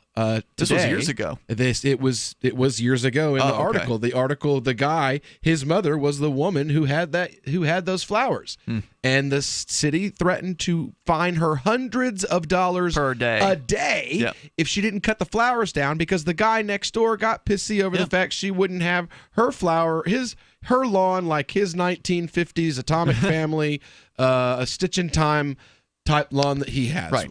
Wow. And Military crew cut lawn. Yeah, and if you don't pay those hundreds of dollars a day fines, then they will put a lien against your house, and that lien will take your driver's license. Will mean that they can take all kinds of things, but that means ultimately that they then become legal owner of your home, and if they want to go ahead and run an eviction process on you, then because they are the legal owner of the home, then there's going to be men with guns who show up if you decide you don't want to leave that home that you thought was yours. For real, if you decide you don't want to leave, it's okay, because they'll provide you with 3 hots and a cot down at the county jail if you resist them. Wow. Yeah, I'm glad that's something I didn't experience when I was down in Florida. Only time I've been in jail is up here in Keene, New Hampshire, where we call it the Keene Spiritual Retreat. I did 4 months in the worst jail in the state of Florida. How do you know it's the worst jail? Because there's like a rating everybody system, says. And Marion County is the worst jail in the state of Florida. It's the only jail in the state that doesn't have a canteen. Oh, wow. It was removed by Sheriff Ken Ergel. He did the thing that Sheriff Joe Arpaio did in Arizona. Yeah. He did that in Florida in the 90s and stood up against the state Supreme Court, sent the state guard to Ocala, Florida to force him to close it. My God. Yeah, I did 4 months in that jail. Out of time for tonight. We will see you online between now and tomorrow over at freetalklive.com. Don't forget to get involved in the conversation on our Discord chat server over at discord.lrn.fm. It's there for you 24/7. It's Free Talk Live. Why did you move to the Shire? I moved here to the Shire because there's other people around who take liberty just as seriously as I do. I moved to the Shire because I saw videos of people challenging authority and thought that I could get support myself. It called to me, like, do this right now. I wanted to be around people like me who got it. And once I got here, I knew there was nowhere else that I wanted to be. I've always wanted to change the world. So I moved to the Shire to join people who were actually working towards doing the same thing. The people here are awesome, loving, and positive. It was for the adventure and for the feeling of something important is happening here. And I just wanted to come to sort of be part of that. Visit ShireSociety.com to read and sign the Shire Society Declaration and learn the reasons why, if you love liberty, you should immigrate to the Shire. Plus, add yourself to the Shire map at ShireSociety.com. That's ShireSociety.com. Are you tired of governments murdering people around the world? Stop using their money. There is an alternative. Bitcoin is a stateless, free market, non-political currency. Bitcoin cannot be inflated or controlled by any government. By using their money, you are helping the state. Stop doing it. You have an incredible alternative available now. Learn it, use it, spread it. Get started with Bitcoin at bitcoin.com. That's bitcoin.com.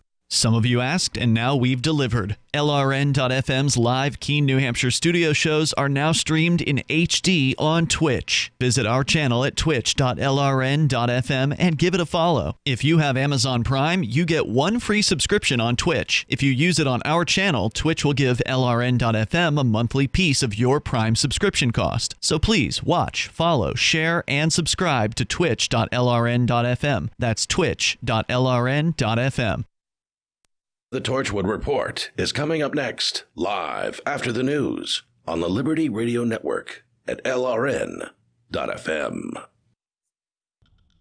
Temporarily from Omaha, the gateway to the West, this is Darrell W. Perry, host of FPP Radio News for Friday, May 25th, 2018.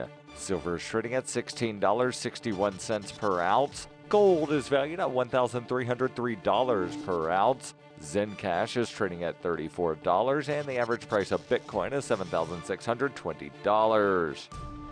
Antiwar.com reports North Korea expressed regret Thursday after the surprise President Trump announcement that he is canceling the June 12th summit. They say the announcement was unexpected, but that they don't expect to change their own hopes for having such talks. Rather, North Korea's vice foreign minister says that North Korea will do everything they can to ensure a peace deal and are willing to give the U.S. the time and opportunity to change their minds on the talks. The vice foreign minister added that North Korea remains willing to meet face-to-face with U.S. officials at any time in any form to resolve the problem. President Trump did not rule out talks in the future, but also did not make it particularly clear what he wanted North Korea to do to get talks in the future. Trump claimed that it was North Korea's hostility that forced his cancellation. No one else seemed to expect this, and South Korea's President Moon Jae-in said he was very perplexed by Trump's announcement. Moon said that the peace process should not be abandoned nor delayed. While Trump attempted to blame North Korea for the summit cancellation,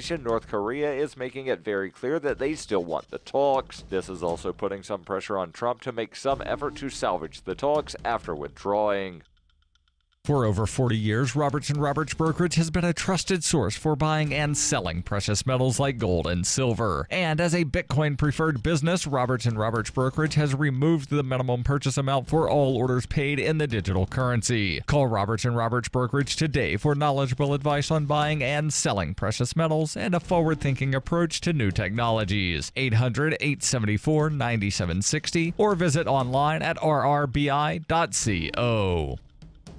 UPI reports a California jury delivered a $25.75 million verdict against Johnson & Johnson, ruling the company did not warn consumers about health risk related to asbestos in its baby powder. Joanne Anderson and Gary Anderson brought the case against the company after she developed pleural mesothelioma, a type of cancer caused by asbestos exposure. An attorney for the Andersons said instead of pulling the powder from the market or going with a safer alternative such as cornstarch, they engaged in a multi-decade campaign wherein they hid testing data from the FDA, altered reports to make them more favorable, and lied to consumers. This jury saw Johnson & Johnson documents that were never given to the public or the FDA. Joanne Anderson said she was an avid bowler and regularly used Johnson's baby powder on her hands and shoes for years and also used it to help with diaper rash when her children were younger. Experts estimated that she used the product more than 10,000 times in total. Jurors issued the verdict, including $21.75 million in compensatory damages and $4 million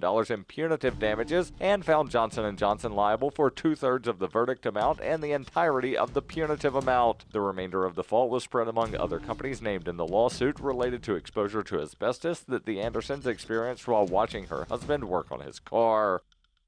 You can support FPP Radio by joining the Fans program. Fans are friends, allies, and numerous supporters. Fans help FPP afford to produce more original content. You can join the Fans program for as little as $1 per month through Patreon and get perks like ad-free versions of FPP Radio News and Peace, Love, Liberty Radio. To learn more or to join the Fans program, visit fans.fppradio.com. That's fans.fppradio.com.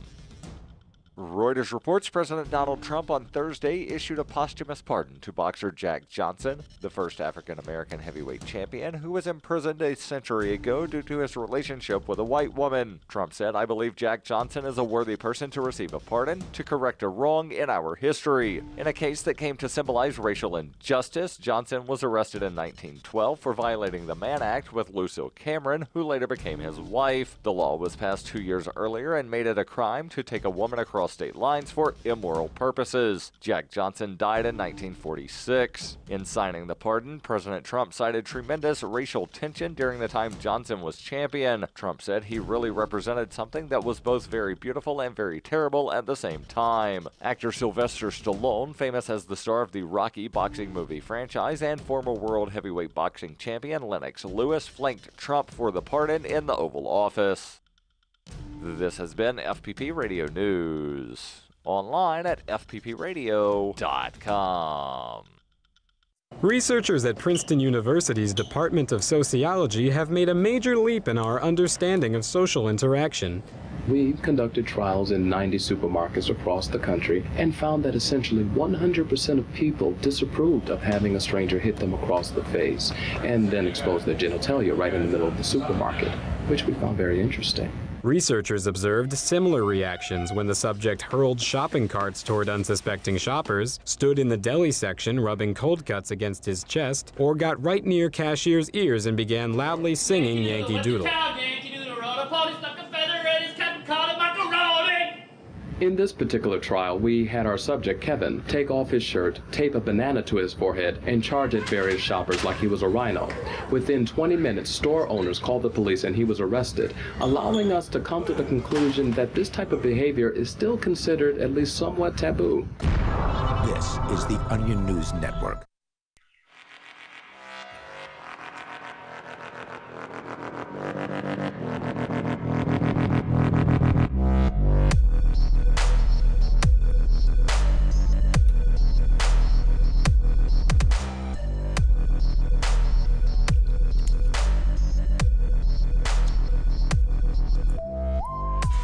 Hey everybody, and welcome to the Torchwood Report. I am Matthew Taylor, joined tonight by the one true Niz and our special guest host, Irvin. But before we jump into anything tonight, I want to kick it over to Niz with our weekly announcement.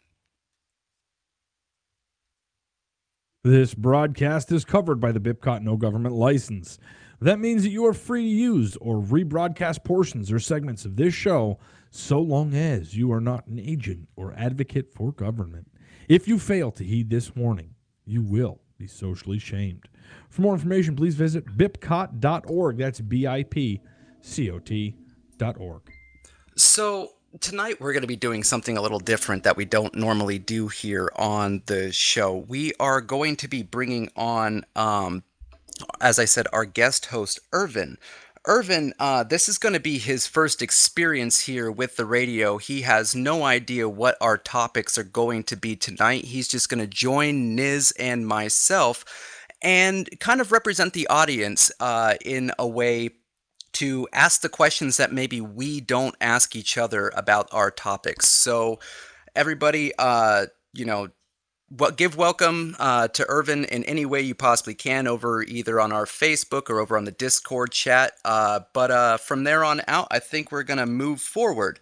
So our first story tonight is coming out of Washington here, and it has to do with Donald Trump. Niz, you found this one here, and it has to do with something about Trump and not being able to block his critics on Twitter. Yeah, man. Well, this is from during the week. A federal judge ruled that Donald Trump's blocking of tweets on Twitter, just mind you exactly what it is that I'm saying here, okay? Tweets and Twitter. A judge ruled that his blocking any critics on Twitter violates the First Amendment. And they basically called Twitter a public space. I mean, I don't know, man. This is crazy. A public forum. As the president's Twitter feed.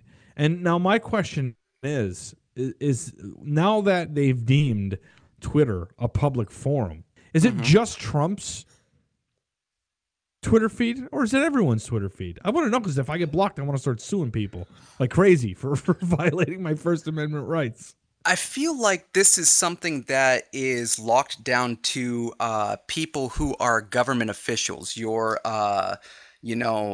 judges, your mayor, your congressmen, senators, presidents, things like that. Like people you're on, who have right. So like you're on Twitter office. and you're on Twitter and you're hassling some police department that's involved in some type of scandal. They block you. Can you not turn around and sue them? Actually, I think there's a case of this actually already happening where people are taking public officials to court over the fact that they are not listening to people, because these people's salaries are paid for by the American people. So to not listen to them, especially not listening to your constituents when you're in office, kind of is a little bit of a step outside the norm, if I would think, because it's not like back in the day if people were calling or writing their congressman, they could just block them. I'm not even saying that. Let's say that I'm straight trolling some government official, and they block me. Okay, like I got blocked by Pat Toomey. You know, Okay. can I now turn around and be like, "That's it, Pat, you're in trouble now, buddy," because I'm coming after you for violating my First Amendment rights? Is that how it works? Because if that's how it works, man, that is a can of worms. I don't know if they really want to open that sucker up or not. I feel like it's one that in our growing world nowadays is one that is unavoidable if you really think about it. I mean, before Obama, really, we had no president that had an online social media account, and now we have Donald Trump that honestly we all wish he didn't have one. So with the fact that politics are legitimately being decided and discussed over Twitter, especially between countries at times, I really think that it's something Foreign policy, right? Yeah, I really think it's something that honestly at this point is unavoidable. It's a public forum, and these people are representing those who voted them in. So at that point, if you're representing a district or people, you really shouldn't be able to silence them, because at that point, I don't think I think it's loosely falling under First Amendment, but at that point, I really honestly think it's more along the lines of it's really taboo to not listen to those who put you in your office. They're the voters. Right, like even if I'm trolling, like that's the question that I'm asking is like where's the deciding factor between what's acceptable? Like if if I'm trolling, the local police or whatever, or I'm trolling some senator or whatever it may be, a local official or something, and they block me, like I'm saying, like the individual person, like, is this extend to everyone, or is this just, like what kind of can of worms are they really opening here?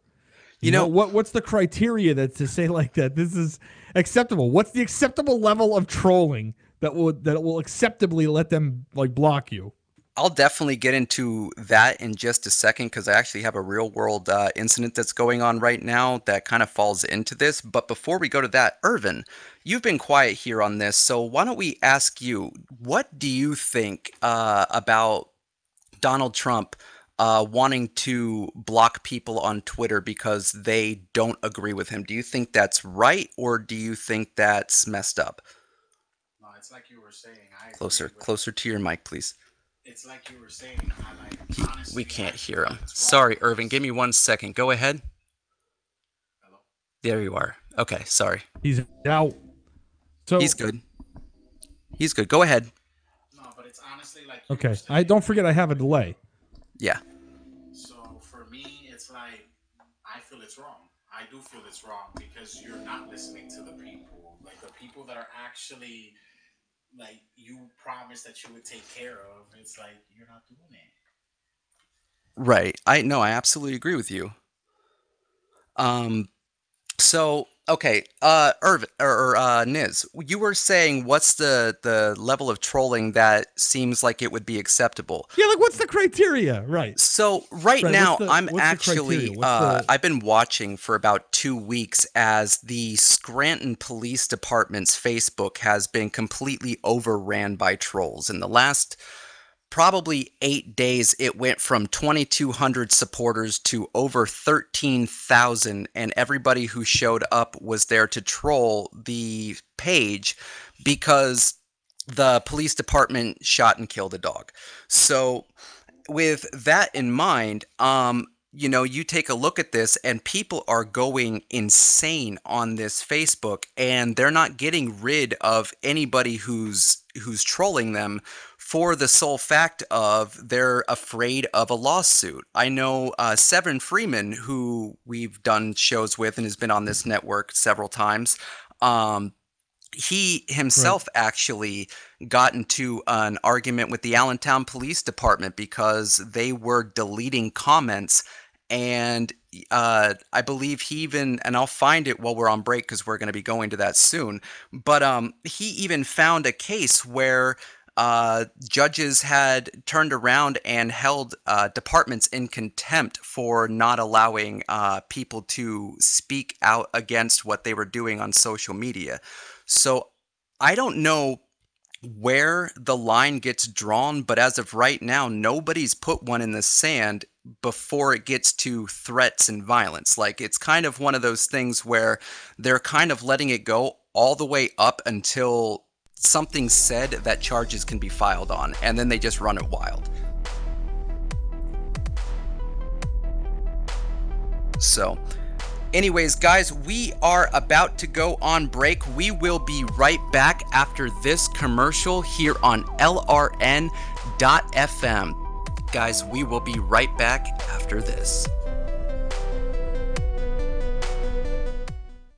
Looking for a great real estate investment? Consider New Hampshire, which is ground zero for the Liberty Movement. Your first call should be to Mark Worden from Porcupine Real Estate. He's more than just a real estate agent. He's your New Hampshire concierge. Where are the best places to live? Do you want farm, city, the burbs, or forest? Do you want a duplex or multifamily building so that renters pay your mortgage? There are homes in all price ranges in New Hampshire, and Mark can help with financing too. Invest in liberty and property. Mark Worden can help. PorcupineRealEstate.com. Email is easy, instant, and free, and that can be real embarrassing. Email lacks the eye contact and body language you get in face-to-face conversation, or the tone of voice and other nuance you hear in a telephone conversation. Email is just words, often few words. We're all smothering in spam, so we often reply in terse fashion that's easy to misunderstand. And email doesn't cost you a postage stamp, and it lacks the deliberation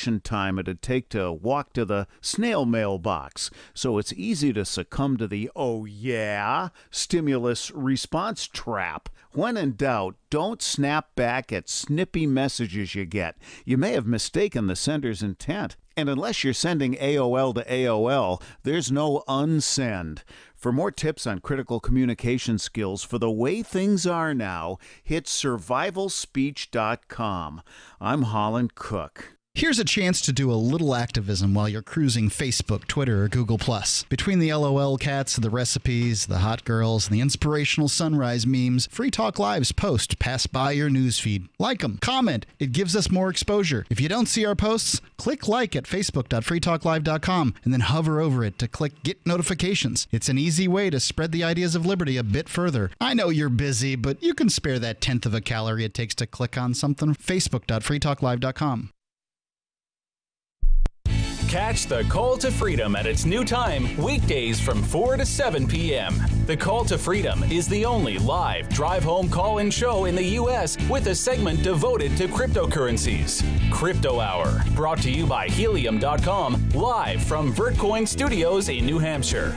Learn about what makes cryptocurrencies so great and why you should care about them. Updates on new coins and ICOs, and warnings of scams. Plus, hear from traders, whales, developers, and big names in the crypto world.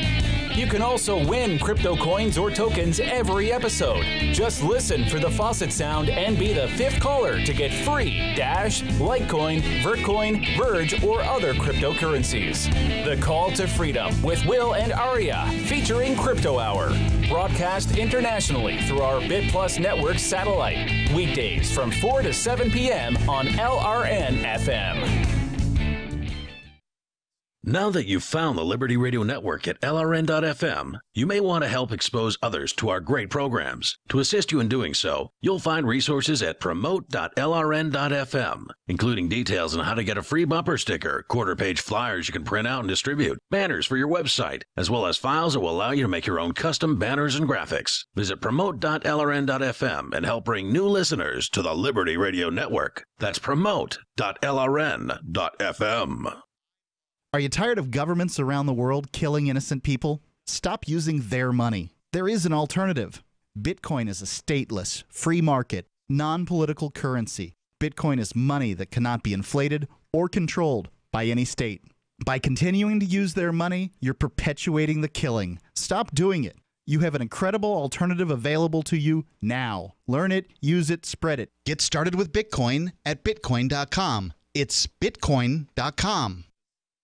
What's up next? Visit the Liberty Radio Network program guide to find out at shows.lrn.fm. That's shows.lrn.fm.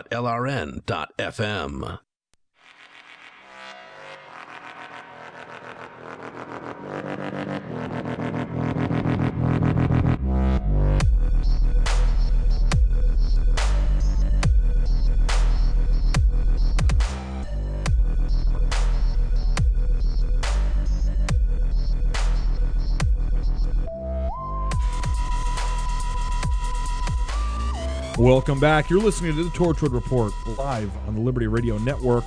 I am the one true Niz, here as always with Mr. Matthew Taylor, and tonight you're joined by Irvin. So before the break, we were talking about the Twitter ruling that Twitter is a public forum and Trump can't block any critics or anybody that is trolling on that Twitter account. And I was wondering, like, well, how far? Where is the line that gets drawn? Honestly, Like, when is it true? When does trolling become blockable at that point? I honestly think that And it's inaudible. Jesus Christ. Okay. Yeah. I don't know what's going on. yeah, okay. Is that any better? Jesus Christ, what the hell? Are you serious? Okay, so it seems like we're having some technical difficulties here. We lost Matt and lost our buddy Irvin. So anyway, I'll move along. So North Korea, Trump and North Korea this week was a big thing. Trump decided to remove himself from the sit down that he was supposed to have with Lil Kim, with Kim Jong-un. Everybody kind of went crazy for a little while because all the sky is falling. It's apocalyptic fear porn kind of stuff. And I don't know, man. It's just like it's the same strategy. There's absolutely nothing different here. He pulled out of that. He pulled out of the summit. Supposedly, it was supposed to go on next month with Kim Jong-un, and everybody kind of went crazy that the sky is falling, and then Kim Jong-un comes out. Of course, North Korea, I should say, comes out and says that, look, man, we're ready to have this sit down anytime you want, and it's kind of like I said. There's nothing different. There's no difference in the strategy. I mean, it's really insane that this strategy works, like totally bonkers, and for all the pomp and circumstance. And that's really what, like, especially the leftists really want. Everyone wants it now because nationalism seems to be something that's really, really awesome and cool for everyone. But it's nuts that this strategy is actually working. North Korea and South Korea right now are working together for now. This is kind of like what he did from the beginning. Did you think that he was going to go for the first offer? And that's not going to happen. That's not the strategy to, negotiate from a position of power. No way. He doesn't even want to hear your first offer. So whatever that first offer was, just go back and rethink it because it's not going to happen, whatever it was. So that's the position. So now, I guarantee something's going to happen there. It's not going to be war. It's definitely going to be, I would say, going to push South Korea and North Korea probably to work a little bit closer together. While also not letting them get away with smack talk and all that craziness. Like I said, it's insane that this is what it's come to. The White House, this is according to New York Times, I guess Thursday afternoon, a North Korean official labeled Mike Pence a political dummy and threatened a nuclear showdown, apparently, because Pence had said that Kim Jong-un could meet the same fate as Libya's former leader, Muammar Gaddafi, and that if he didn't make a deal with the United States, which, I mean, hey, listen, that's okay when the Democrats do it, right? I mean, hey, whatever. Libyan rebels aided by the NATO bombing campaign, if you didn't know, killed Gaddafi during the Arab Spring. So, I mean, it's really, like I said, it's insane that this strategy is actually working. It's bringing them to the table where before they didn't really even want to have anything to do with it. Very, very, very interesting. Very interesting things going on there. Anyway, North Korea said that, like I said, North Korea said that it's willing to talk anytime in any forum after he abruptly canceled that summit. Vice Foreign Minister Kim I-gwan said that Trump's decision was extremely regrettable. Trump blamed the North's open hostility for the cancellation. I guess there was like I said, that back and forth. Supposedly, they did demolish some tunnels, I guess, that they were doing nuclear testing in. And you can't see me because I'm on radio, but I'm doing my air quotes on supposedly demolished them because that's questionable as to whether or not that's something that actually happened. They could have just damaged them in some way that made it seem like they were totally destroyed. I guess without somebody going in there, you kind of just have to take their word for it that they did. Which I guess that was something that didn't make Trump that happy. But apparently, Pyongyang is interested in having this dialogue with the West. So we'll see what happens, I guess. Now they're talking about maybe a meeting in the future. Not really 100% certain about what's going on. And I don't really think anybody really is. The main thing really at this point is just like that, like I said, the apocalyptic fear porn, Chicken Little, that goes on in the media is absolutely insane. I mean, I'm definitely not like the smartest guy in the world. I would never make that claim. But I mean, if I'm sitting here saying, okay, I see that this is what he's done in the past that has, in terms of what they were trying to achieve and what they were trying to get to, it worked. It worked. Everybody said, it's going to be World War III. Trump was going to start World War III with North Korea and, be dropping bombs and everything. And no, it didn't happen. It didn't happen. He took that, that I guess you could call it like the New York approach. Like, go ahead, do it, see what happens. And Kim Jong-un, I don't think is that dumb to do something like that. So he has no choice but to come and sit at the table and see if there was some way that everybody could move forward. And by move forward, of course, you know what that means. Move forward means that you're going to be getting rid of that nuclear program, first and foremost. And then secondarily, it means that whatever, the U.S. decides that North Korea is going to have to do, whatever hoops they have to jump through, they're going to have to jump through them. I mean, that's just the way that plays out. There's no way that this works out in North Korea's favor. I mean, it was just a few months ago that China was saying, that if the United States fires first on North Korea, that China would back North Korea. And then they said, conversely, if North Korea were to fire first, you're on your own. So there's definitely a lot of pressure on North Korea, and I think people are understating the amount of pressure that's on North Korea right now to play ball in some way. And I definitely don't think it's going to, overnight become some utopic paradise where, this is like some bastion of freedom. They're not going to change to South Korea overnight. That's not gonna happen. But I think you're probably looking at something more along the lines of what they have going on in China, because I think China wants North Korea to kind of enter onto the stage in a little bit of a better light. But that's just my 2 cents. Who knows what the heck is really going to happen there? I could be totally wrong, and tomorrow we could wake up in Fallout 5. So that's the break. So stick around and be right back after these quick messages here on LRN.FM.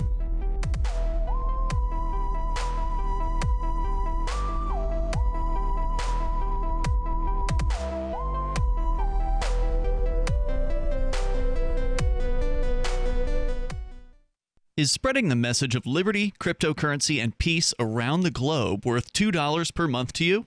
As you may already know, in addition to our internet feed, LRN.FM broadcasts on free-to-air satellite across North and Central America, as well as Sub-Saharan Africa. And we've been available on satellite for free 24/7 since 2010. The LRN.FM free-to-air satellite signal is reaching some of the most oppressive regimes in the world, and there's no doubt our ideas are making an impact. You can learn more about the channel's impact by watching the 3-minute video at fund.lrn.fm. If you'd like to help free minds globally with our ideas of liberty, cryptocurrency, and peace, you can donate as little as $2 per month via fund.lrn.fm. You can help us continue and expand our satellite broadcast to multiple continents. Visit fund.lrn.fm today, and thank you for your help. Don't forget to share the link on social media. That's fund.lrn.fm. Hi, I'm Derek J. To me, an activist's calling is to actively work to advance a cause. The cause for which I work is personal freedom. I believe my life is best when I engage in voluntary interactions and self-government. I reject the idea that anyone else has a higher claim to my life or my body than I do. I see people who call themselves the government as a threat to my personal freedom. I realize you may feel differently, but my relationship with the people who call themselves the government is completely involuntary. If Starbucks used some of its money to drop bombs, I wouldn't shop there. So why would I support the American empire? The empire does not require my consent. Derek J's Victimless Crime Spree. Watch it for free and order the Director's Cut DVD at victimlesscrimespree.com. That's victimlesscrimespree.com.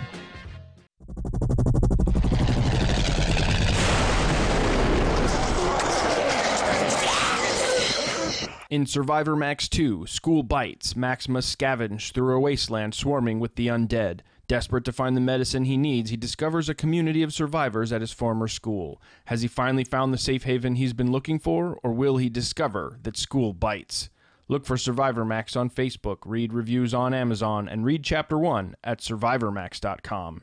LRN.FM is proud to announce our official listening apps for Android and iOS devices. Now you can easily tune into our streams anywhere, anytime on your smartphone or tablet. Just visit apps.lrn.fm or search for LRN.FM in the Android or Apple app stores. Please download, rate us 5 stars, then share the link on your social media and let your friends and family know how you're listening to LRN.FM. Download it now, free at apps.lrn.fm. Free Press Publications is an independent, alternative media and publishing company founded in June 2009 with the mission of ensuring a free press for the freedom movement and is committed to spreading the message of peace, freedom, love, and liberty. FPP also gives new authors an avenue for publishing freedom-oriented material.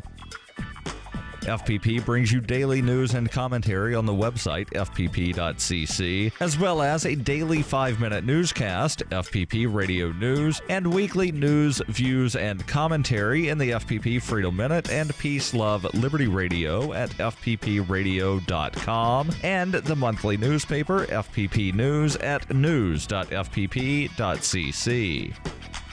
Find FPP online at fpp.cc. That's fpp.cc, as in Creative Commons. If you enjoy LRN.FM, please contribute to your favorite shows via their websites and become an amplifier at amp.lrn.fm. That's amp.lrn.fm. I'll text you if it's too high. Okay.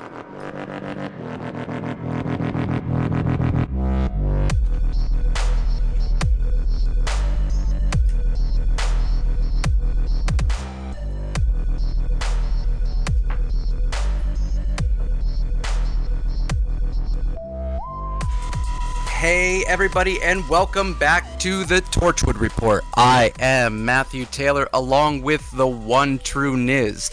And before we went on break 2 times ago, we ended up having a little bit of technical difficulties, and so hopefully now we've got it covered for the most part. Irvin is still with us, but it seems like we are going to end up being on the same microphone, so I'm sorry, everybody listening. As you know, we get hit with sound monkeys all the time, and unfortunately, it has hit us here. So, Niz, unfortunately, I wasn't. A sound monkey. Would you rather me say a drone strike like we did from back in the day? I mean, either way. Oh my goodness. Either way, at this point, it sounds like for the most part we are good. So, Niz, where were you at? Because we were scrambling for sound. What was the last story you were going on about? If you could. I was talking about North Korea. Oh, I love North Korea. North Korea. Every time. Okay, so I assume you're talking about the fact that that Donald Trump has pulled out of the or has projected to have pulled out. Oh, you're done. With that. It's over. I don't want. Cool. I don't want to talk about it anymore. Okay. Well, then fine. Fine. Why don't we move on to our next story? I'm putting the kiboshes on that right now. Perfect. Okay. Well, then why don't do it? Why don't we pull some fear porn right out of headlines today as FBI warns that Russian hackers have hacked hundreds of thousands of routers around the U.S. Now, they said Friday morning that Russian hackers had... Russia, that Russian hackers had compromised thousands of home and office routers and that they were collecting information or trying to shut down network traffic. Now, basically, they said that this was affecting Cisco, Microtech, Netgear, TP-Link, Belkin, Linksys. I don't know if there's any other companies that make routers, but that sound like all of them. You know, I know what's at the heart of this. I know what's at the heart of this. Oh, let's get without it. a doubt. And turn that it off is, and turn it back on again? There is a huge Russian fetish for looking at people's birthday photos. They like seeing people's, their memories and stuff. They like chilling. I mean, what the hell would they have possibly... There's a huge mastermind plot, and it has to do with hacking into your personal home Wi-Fi network. Yeah, that is honestly what could they possibly get a value? I mean, what would you possibly get from like the Wi-Fi network? Oh, ooh, they got pictures of grandma at Christmas. Yeah, like it sounds really ridiculous. Just the fact that their exact warning from the Justice Department and the FBI is legitimately just saying restart your router and it'll get past everything, and it'll save you from these Russian hackers is enough for me to go. This is just hardcore fear porn. It's just fear porn. Irvin, what do you feel? Amazing. What do you feel on this? What do you feel about the FBI turning around and telling you that Russians are hacking your Wi-Fi router and all you have to do is turn it off and turn it back on again? Honestly, I feel that I don't know what to think. I really don't. When it comes to this, I mean, it's invasion of privacy, first of all, but... Well, I mean, they don't have a problem with invading your privacy. They do it all the time. I don't know. I think it's petty. Honestly, if you're gonna hack something, hack the FBI servers, hack something that's worth trying hacking. to hack your home router. It's like hacking routers is simple. Anybody could do that. Right. Right. There's rooms. There's whole entire hacking farms, rooms filled with hackers with that or sole intent is to take away your vacation photos. 50,000 ducklet pictures. That's what they got.